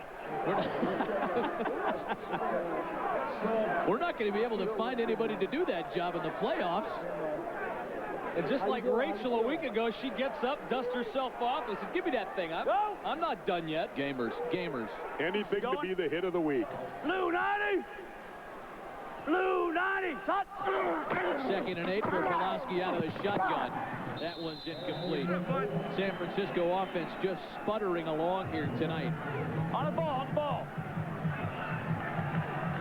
Same thing. If this score holds up and Los Angeles wins tonight, Sunday night on UPN, this is the matchup. It'll be either New York or Chicago here in L.A. Pulaski into the corner, and that one's picked off. Reggie Durden. And Pulaski Pulaski is just not throwing the ball well at all, Mike. He's had about 4 or 5 passes that have not been very good. Jesse, he is really struggling. His motion's a little off. He has to wind up to throw the football. I'm wondering if the wind on the field down there has been a factor at all. And he's making poor choices, And I think he's telegraphing it a lot. It's easy for the defensive backs to read off him tonight. Doesn't look on Mike Pulaski. Good job.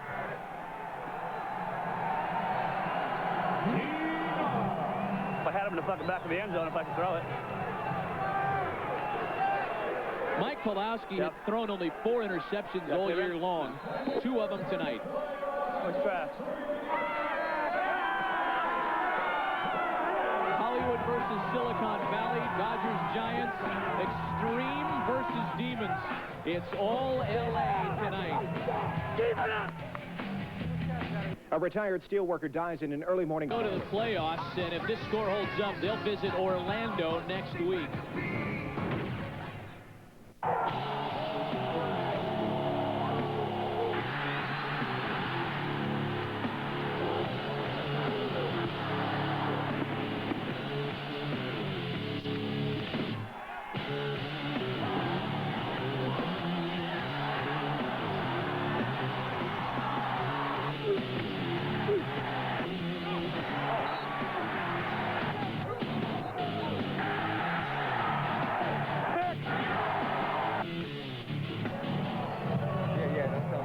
That's a little bit of a taste of what the San Francisco Demons will have in store for them next week should they go on to lose this one tonight.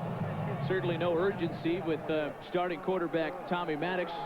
No, I know. Chatting away with the defensive back there. What's that all about? How about a Trojan and a Bruin talking to him? Yeah, separate those guys. That ain't cool. Rashawn Sheehy up the middle.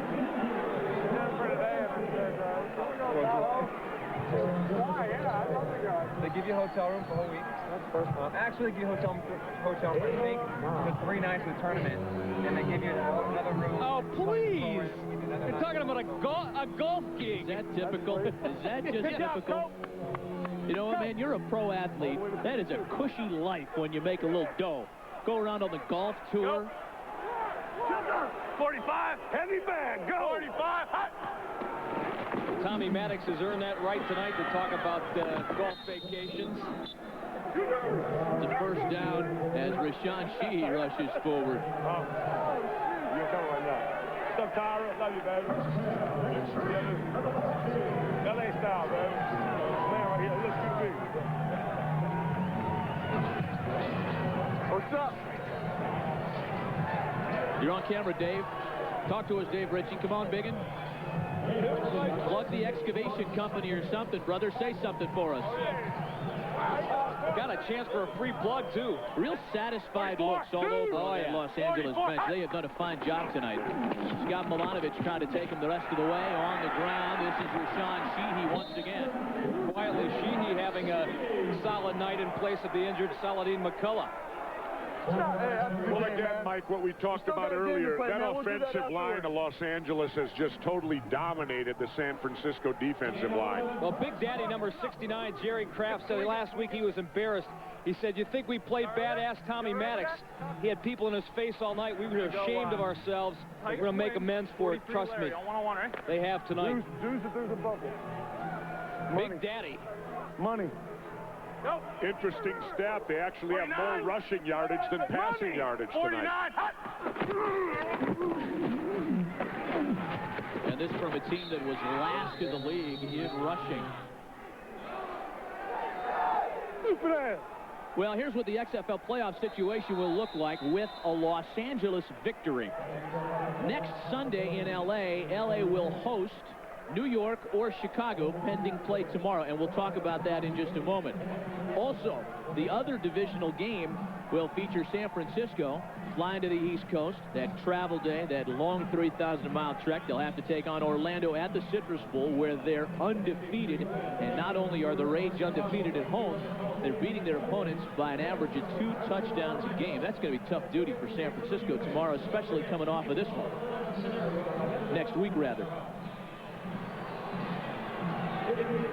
That's not a good sign either. Maybe their best defensive lineman, Jermaine Miles, being taken out of the game.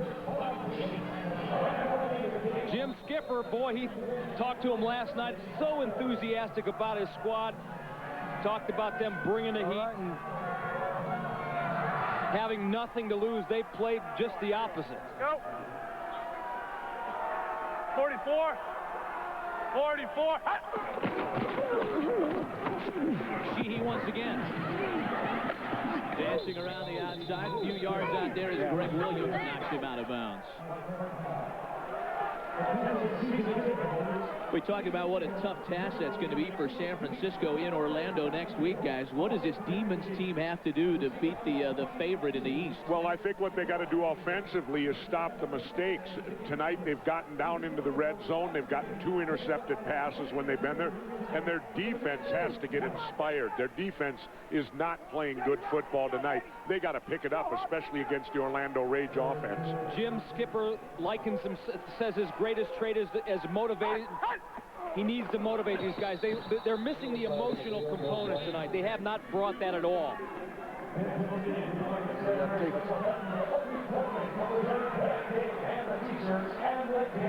The wideout is moving now. You can have all the creative X's and O's you want, but if you don't play this game with passion, you've got no shot at all.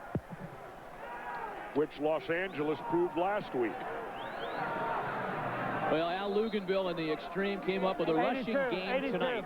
That is their best of the season. I'll take care of you. It's at 192 yards and counting, and they could not have picked a better week to come up with a big rushing night. You know, the Orlando Rage also rotate 3 running backs. If San Francisco can't stop a team that primarily passes, and the way Los Angeles has rushed the ball tonight, they could be in big trouble against the Rage next week. Milo running for his life. Hangs it up and throws it away. 4 minutes left in the third quarter at Las Vegas, and Memphis still on top at Sanford Stadium. Okay. Working on the ankle of Jermaine Miles. Pushing kind of hard though, man. How you doing? What happened?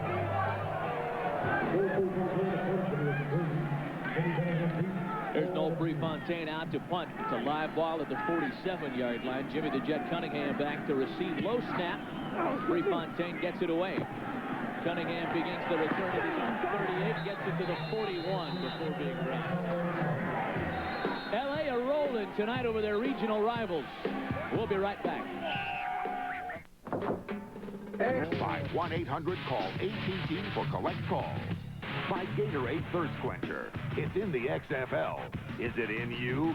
And by the motor oil that provides maximum protection. Castrol GTX. Drive hard. Scott Milanovic mopping up for Tommy Maddox tonight. It's been all Los Angeles here at home. Coliseum hosting its final regular season game on the XFL schedule. There will be more football played here next week. No gain on the hand up the middle. We've got more Week 10 action coming up tomorrow. Tomorrow, the final playoff spot in the XFL's Eastern Division will be determined on the final day of the regular season. First up at 4 Eastern on TNN. The Hitmen play the Bolts in a must-win game to keep their playoff hopes alive.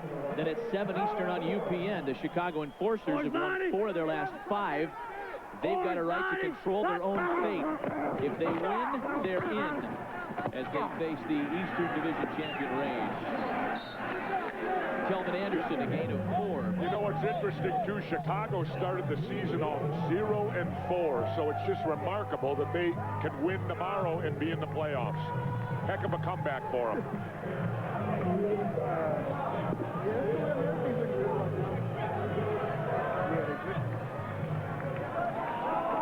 Meanwhile, some concern on the San Francisco side. Jermaine Miles, 34 Henry. He's in the cart going into the locker room. They're going to check out the leg. That's the guy they don't want to be without next week. Mike Pulowski still out there leading the charge. Buying some time, takes a vicious hit. Is complete. He gets the pass away, but really paid the price. Travis Moore made the catch. Geronimo. Gunner. And it has been a struggle tonight for San Francisco, primarily because of the long play by the Los Angeles Xtreme. Here's my card. Here's my excavation card. I do landslides and quarterback sacks.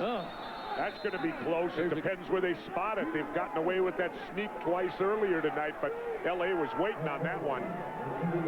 Pulaski gets his bell rung, and then they call his number on the next play to sneak ahead for the first down. Yeah, we'll have graphics if you don't. This guy is a flat-out gamer. We got a big measurement here. Yeah, I know. 28 one.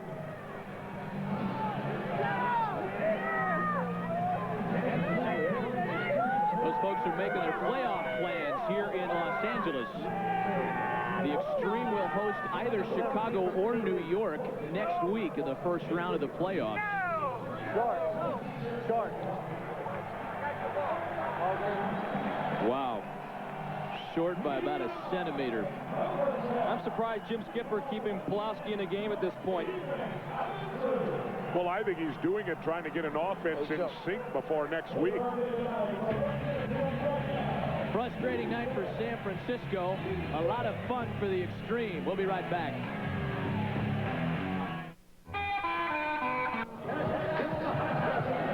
.8:51 left in the fourth quarter. And all Los Angeles tonight. Girls, call your agent. 45. You can do better than that. 45. On a cold night in Los Angeles. I'm an actress. I don't really wait tables for a living. I'm an actress. Well, the playoff picture has been clarified to a point with this one tonight. There is still the question of who the LA Xtreme will host. And the only scenario resulting from tomorrow's play that will find New York in the playoffs is if New York wins and Chicago loses. Any other combination, and it's Chicago. If both teams lose, Chicago goes. If both teams win, Chicago goes. I'll tell you, if Chicago wins, they're a team that is deceptively good. I wouldn't want to play them. Completely different since Kevin McDougal took over at quarterback, and a team that gets the rage tomorrow at Soldier Field, where the fans are very vocal about their club and have fallen in love with this team and the resurgence. And not only that, but they'll know the results of the New York game. Here we go. Here we go. King's right, 43 Baker on one-on-one, right? That's you bubbling. 43. That's you, LT. No. Nope. The Orlando Rage 44. guys are sitting around at home tonight. No doubt watching this one on the telly. That pass incomplete. And sizing up San Francisco as an opponent next week at home. They met in week 2. Mike Pulaski threw 52 passes in that game. Orlando's actually watching tonight in Chicago. They're sitting around a hotel someplace tuned in. Getting ready to take on the Enforcers at Soldier Field tomorrow. Joff Galen-Hall is done with that Orlando Rage team, and they haven't missed a beat, even though Jeff Brom went down. Brian Kuklik has come in as quarterback for Orlando and done quite a job. Prefontaine punt. Return to the 23. We'll continue to talk about the playoff race in the XFL as we continue. We'll be right back. A change at quarterback. As you can see, Pat Barnes is replacing fellow Cal Berkeley and Mike Pulaski. Green 98! Green 98! Barnes has thrown 3 TD passes this year in 4 games. Gets one away and complete to Brian Roberson. Holding. A gain of 12, but a flag on the play. I've got roughing the passer on number 90, and you've got hold on 79, so we're just going to offset them. Replay, yeah. Come on, man. Well, he thought you did. Holding, number 79, personal foul, roughing the passer, number 90. They offset, replay first down. You know, as confident and able-bodied as Mike Pawlowski is a quarterback, Pat Barnes is that, and maybe a little more 165 gin F flat on one, right? a little more upfront about it. Chicago. I don't know that I've heard a quarterback talk as much in this league to defensive backs, defensive ends, nose tackles as Pat Barnes will. 395. Fun to watch. Play action. Barnes down the middle of the field and complete to James Hunden. Hunden across the 50. Hunden still rolling and finally taken out of bounds to the 40-yard line. Mike, one of those nights where obviously a whole lot didn't go right, but I guess better to happen tonight than next week. Yeah, I would obviously be worse next week, but you never want to have a night like this. Just a bad night all around, mistakes everywhere, and we couldn't execute. Week 2 versus Orlando, you threw the ball 52 times. I'm assuming you don't want to have to do that again next week. Yeah, I'd rather not, but whatever it takes to win, you know, we have to go down there and be ready for it. Coach talked with you right afterwards. What did he say to you? Just that we didn't get it done. We have to look forward to getting it done next week.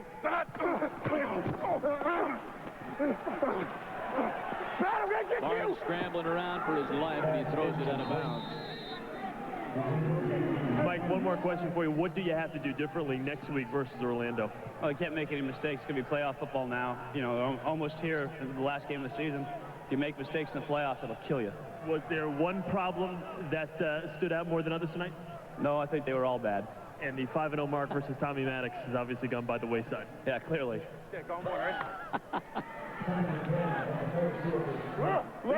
You know, I would add to that, San Francisco's just got to run the ball next week. They've struggled to find a running game really all year. Only 44 yards on the ground tonight. Barnes over the middle, complete to Hunden once again, a small gain.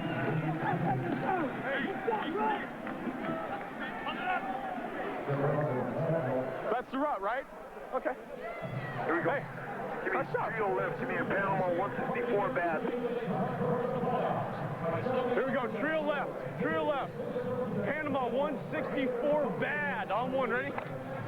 You know, a lot of the San Francisco players that we spoke to yesterday expressed a desire to win this thing today and bring a playoff game home to San Francisco because the Demon fans have been among the best and most vocal in the league.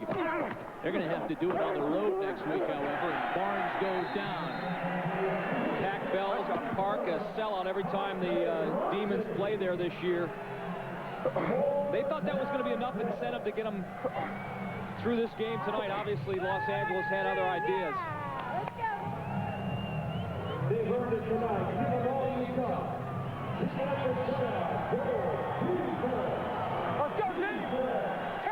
Well, this is as a complete game I've seen out of L.A. on both sides of the football. Couldn't have worked more perfectly for Al Luganville. He's getting his backup, Scott Milanovic, some quality time now, even in mop-up duty. But should anything happen to Tommy Maddox, he knows that Scott can do the job. Pass is deflected, intended for Travis Ford. You know, prop up the L.A. defense tonight, guys. As deep as San Francisco has been, the L.A. 21, they haven't even come close. 24-zip L.A. We'll be right back. I can't hear you. With head coach Jim Skipper. Coach, would shell shock be, I guess, the best word to describe this tonight? Well, you know, we couldn't stop these guys with a stop sign. I mean, they just ran up and down the field on us and kicked our butts, you know, and hopefully we get another shot at these guys, you know. I mean, football's so fun, it's up, down, you know, but they got the best of us. Hey, my hat's off to them. They whooped our tails. Next week you head south to Orlando. What things do you have to do differently and obviously a lot better in order to come out on top in that one? Well, we got to do one thing, play better football. That's what we got to do. I mean, you can do all the schemes you want to do. It comes down to tackling, covering people, and playing good football. Probably a very deflating loss for your team. What do you have to do to motivate them, to get them up for next week? Well, I would hope that the playoffs ought to do that, you know. But we've been rebounding all year, so we just got to suck it up and get going again. I mean, you know, I still got faith in these guys. We just got our butts tore up. Josh Wilcox has checked into the game for Los Angeles. You know, it's amazing when you listen to a Jim Skipper or an Al Luganville. Al had this problem last week. As long as they have been in this game, they still cannot get inside the minds of a player. You just never know what these guys are thinking. You can coach all you want, but the players got to play. What do you think he rushed? Yeah, Coach Lugie's finally stopped acting like the LA Xtreme trail. Look at you smiling. 45. This is Josh Wilcox again. A gain of 3 on the ground. Now, at this point, everybody getting a rotation. Frank Leatherwood is checked in at the H-back spot. Tommy Maddox has been done after 3 quarters. And moments ago, Jermaine Copeland started the celebrating a little early. Next stop, the Rockettes. You know, he's dancing with the Xtreme cheerleaders because he's missing his partner, Darnell McDonald. Said he wasn't going to dance again until D-Mac came back. 44. 44. He's got a better-looking partner this week. Milo up top. Overthrown. You know, if San Francisco and LA do meet one another again, and it's possible if both of them win their playoff game next weekend, that's the scenario we'll have. That dance is the kind of thing that every San Francisco defender will remember. You know, but it's the kind of thing you don't want to take that away from Jermaine. There are some guys who talk smack, and it actually helps their game, not a hinders. And Matt, they may remember it, but can they do anything about it? That's the question, you bet. He talks the talk, but he walks the walk just as well. Noel Prefontaine's punt, received by Jimmy Cunningham, starts the return at his 9. There goes Jimmy the Jet up the middle, tackled at the 29-yard line. Ron Carpenter made the stop for Los Angeles. Uh-oh. Oh, yeah. Heads up, Coach Luggie. Here we go. I just wanted to call it. What for? For winning 24-0, you owe me nothing. You know. Come on. Get over here. Goddamn fighter. No, please. Get your one, you nice job. Horrible execution of the Gatorade dump. And that's the only thing they've done horrible tonight. Dumping the Gatorade.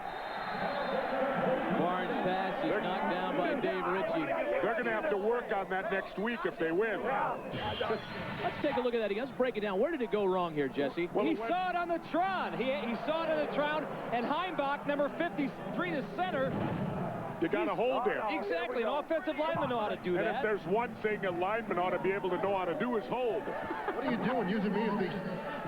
What are you doing using me as the human shield? You moved pretty quickly there. I'm surprised you didn't pull a muscle. Yeah. Oh, Rogie. Fred had to do the dirty work. Yeah. And we lost more sound equipment. And look out, Los Angeles on KNBC. You're going to see it this until you drop. Rogan's heroes. That was great. Good job, Coach. Everybody got hit in that one. Watch the gal holding the mic dish. Everybody got hit here. Yeah. Oh, elbow to the back of the head. Nice job, man. Good job, Coach. Hell of a job, Tommy. Nice job. I know who you are.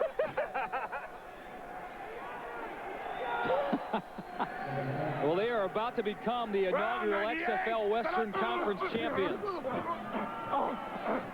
Hand off to Terry Battle. He scurries around the outside. That's good for a San Francisco first down. A flag on the play.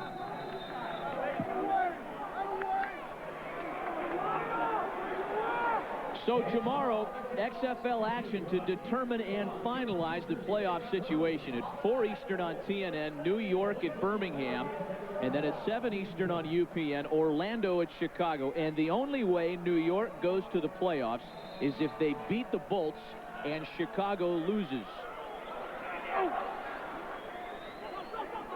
Be a lot of scoreboard watching around the XFL tomorrow. Terry Battle on the run.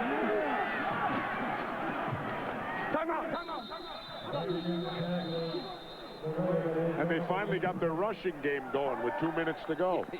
You know, when we talk about Chicago, this was something you and I were talking about earlier, Mike, and Jesse, we all talked about this, the fact that the Enforcers have had the Burger King Offensive and Defensive Player of the Week for the last 2 weeks. That tells you how good this team's going of late. I wouldn't want to face Chicago if they win tomorrow, because with John Avery, and if he's healthy, he's dangerous.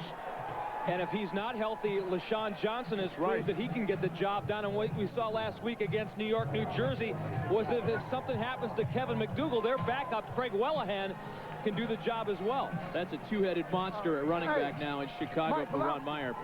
We heard what you said last week about it's going to be easy. Was it that easy, baby? Was it that easy?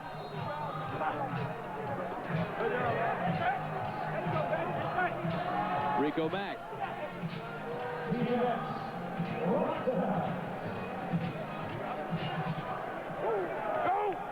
Tickets are on sale for next week's playoff games, by the way. You take care of that, Matt. You're the best at it. Little screen pass to Brandon Young. That'll be San Francisco at Orlando next Saturday night at the Citrus Bowl, where the Rage are undefeated. We talk about big crowds in San Francisco. Orlando fans have represented well. And then Easter Sunday here in Los Angeles. And it's like a great old wrestling announcer, Marty O'Neill, used to say, run, don't walk. Get those tickets. Pass complete to the 10 to James Hunden. But Easter Sunday here in L.A., either New York or Chicago to visit the extreme and unenviable playoff life, considering how well L.A. has played tonight. Let's go back to week 2. If it is Chicago, the Enforcers came here, led the Extreme 25-12 before succumbing to a Tommy Maddox rally. He's got it. I know Hunden's got it in him. He's got it. He's got it in him. Well, this is the picture once again. We'll be in Orlando next weekend. A Saturday night start to bring you San Francisco at Orlando. UPN will carry the other playoff game on Easter Sunday. It's here in L.A., either New York or Chicago, to try and handle this extremely good offense. And defense after tonight. Can they hold the shutout here, though, guys? A little pride on the line with a minute to go. OG, backside, Dallas. 34 protection on one, right? Dallas, slant. I still can't get over Chicago 0-4. And with a chance to control their own destiny. If they win tomorrow, they go to the playoffs. What a great story. What a great turnaround by Ron Meyer. Barnes hangs it into the corner. Does Hunden have it in him, as he thought? Apparently not, as Clifton Abraham knocks it away from him.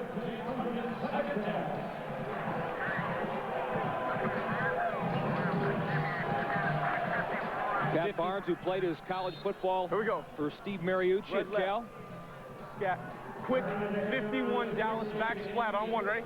Quick 51 Dallas. Right now. This is the first time that San Francisco has been inside the LA 20. My goodness. That's dominance.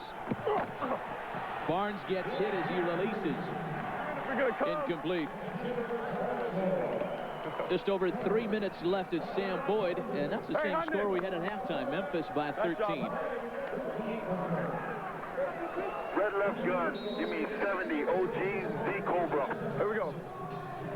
Red left, 70 OG X corner on one, right? LA was the early season odds favorite. Vegas bookies had him at 5-2 to win the whole thing. Orlando was next at 3-1. LA got off to a rough start. Barnes has all kinds of time. This is, come on, somebody get him. He's still loose, coming back the other way. Picks up a block. Might be the longest pass play we've ever seen. And it ends in an incompletion and a flag. I remember, Jesse, your line after the first week of play saying that if this is the best team in the XFL, then we're in for some trouble when LA lost its first game. After that loss, LA has established itself certainly as the class of the West. And all things point to them being very strong in the postseason. And it's in direct proportion with the maturation of and comfort level that Tommy Maddox has been able to achieve. Jesse's XFL Player of the Year. Wait a minute now, Mike. Listen. Maturation? Yeah, him growing up a little bit. If we growing get the into ball the back position. and they take a knee, they... Hey, it's fourth quarter. It's Matt, is that a real word, maturation? Yeah. Northwestern guys, you know.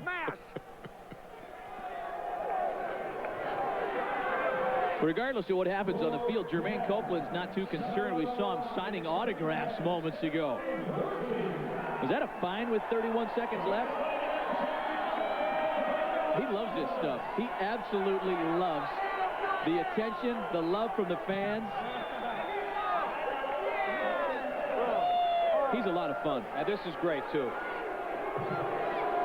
Yeah, please believe it, man. Well, it's nice to see a guy take time out like that and go show the appreciation to the fans and come out on what is a cold night in Los Angeles.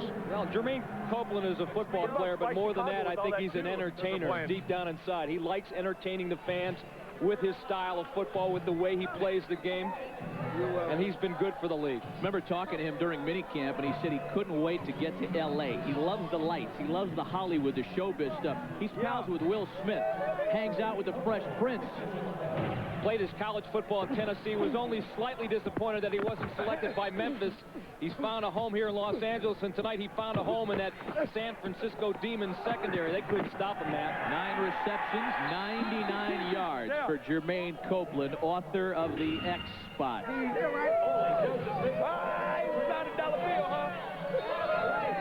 That's a good-looking do-rag, too. I used to wear those, you know, Matt, all the time. There was a day I wore those. I saw you on the Larry King show. They had some flashbacks to your days of yore. Miami. Yeah, we used to put Chico's bail bonds on the top of it.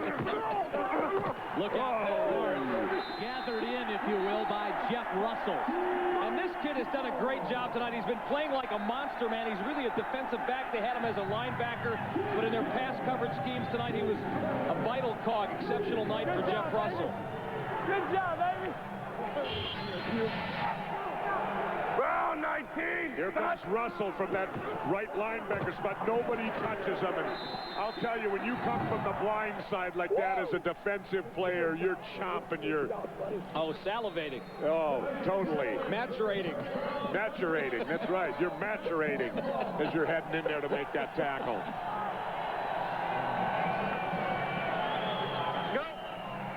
I think he's going to take a knee here. 44. Well, they stumbled last week and perhaps gave Al Luganville a little cause to pause, but L.A. has flat-out dominated tonight. Al, congratulations on winning the Western Division. Yeah, it's something you get an opportunity at, and then to succeed, it's a great feeling, great feeling. I just can't say enough about these guys. We didn't play well a week ago. They came back, brought their A game tonight. Now, I know you're going to tell me it doesn't matter, but I'm going to ask you anyway. Who do you want to play next week, Chicago or New York? Who do you match up against? It doesn't. I think we match up well with both. You know, the team we don't match up with for whatever reason is Memphis, and they're in our own division. They're not going, so I don't. Right now, Chicago may be playing the best football in the league, and obviously we'd rather play somebody else if they're not playing as good. So I don't know. I'm just glad to be there.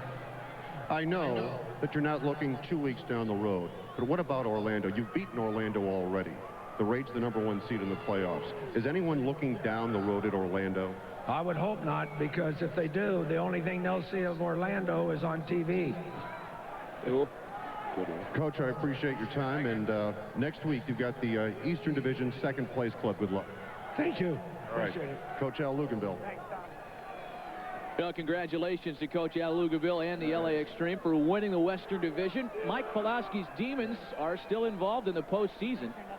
Not time to pack it up quite yet. Tommy, last week the team struggled, obviously didn't play well. Tonight was a different ball game. Was this team on a mission tonight? Well, I think so. I think it was important for us to come back after last week and play well. You know, we knew we were in the playoffs, but you want to go in on a high note. And last week, you know, we just kind of had a letdown. But we came out, played hard tonight.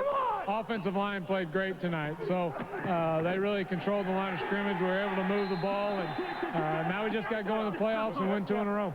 From an offensive standpoint, you will either see Chicago or New York next week. Who do you match up better against?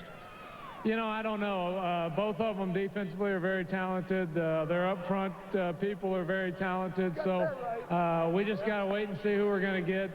It's hard to say because they kind of play a similar style. I think whoever's in here, we're just going to have to match up against them and go out there and play as hard as we can. Momentum is critical at this point in the season as you enter the playoffs. After a victory like the one tonight, does this team now have the momentum necessary? Well, it was a good start to it. You know, I think we got to come out next week and continue to start strong and get up on whoever we're going to play. And you know, I would say we have more momentum than we had last week. Tommy, thanks very much. All right, thank you. Tommy Maddox and the Xtreme make a statement with a 24-0 shutout win to win the division tonight. We'll be right back. Los Xtreme has shut out the San Francisco Demons at the LA Coliseum tonight. They have won the first ever Western Division title in the XFL, a 7-3 finish for Los Angeles. The odds-on favorite to win it all in the XFL.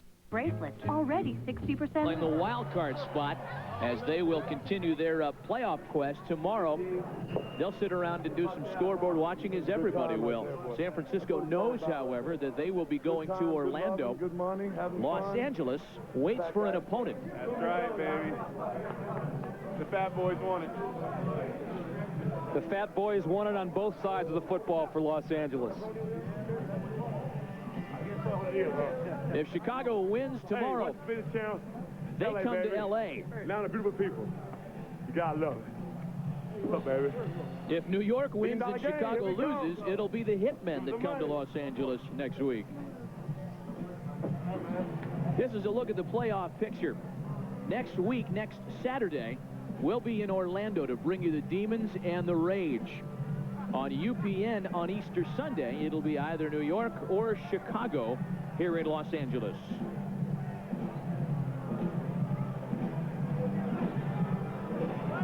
Rico Mack. No champagne celebrations, but plenty of smiles in the Los Angeles locker room, Jesse. Well, the nice thing is for them, they got that home field advantage. They don't have to travel 3,000 miles next week, and you got to enjoy that.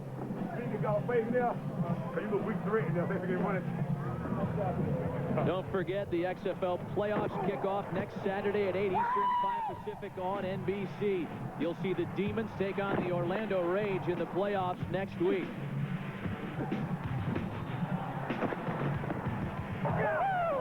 Tonight, following your late local news, it's Saturday Night Live, starring actor Alec Baldwin, making what, his 9th or 10th appearance. For Jesse Ventura, Mike Adams. Who's the musical guest? Fred Rogan. Oh, it's Coldplay. And Chris Raggy. This is Matt Vasgersian. See you next week. They've met 4 times.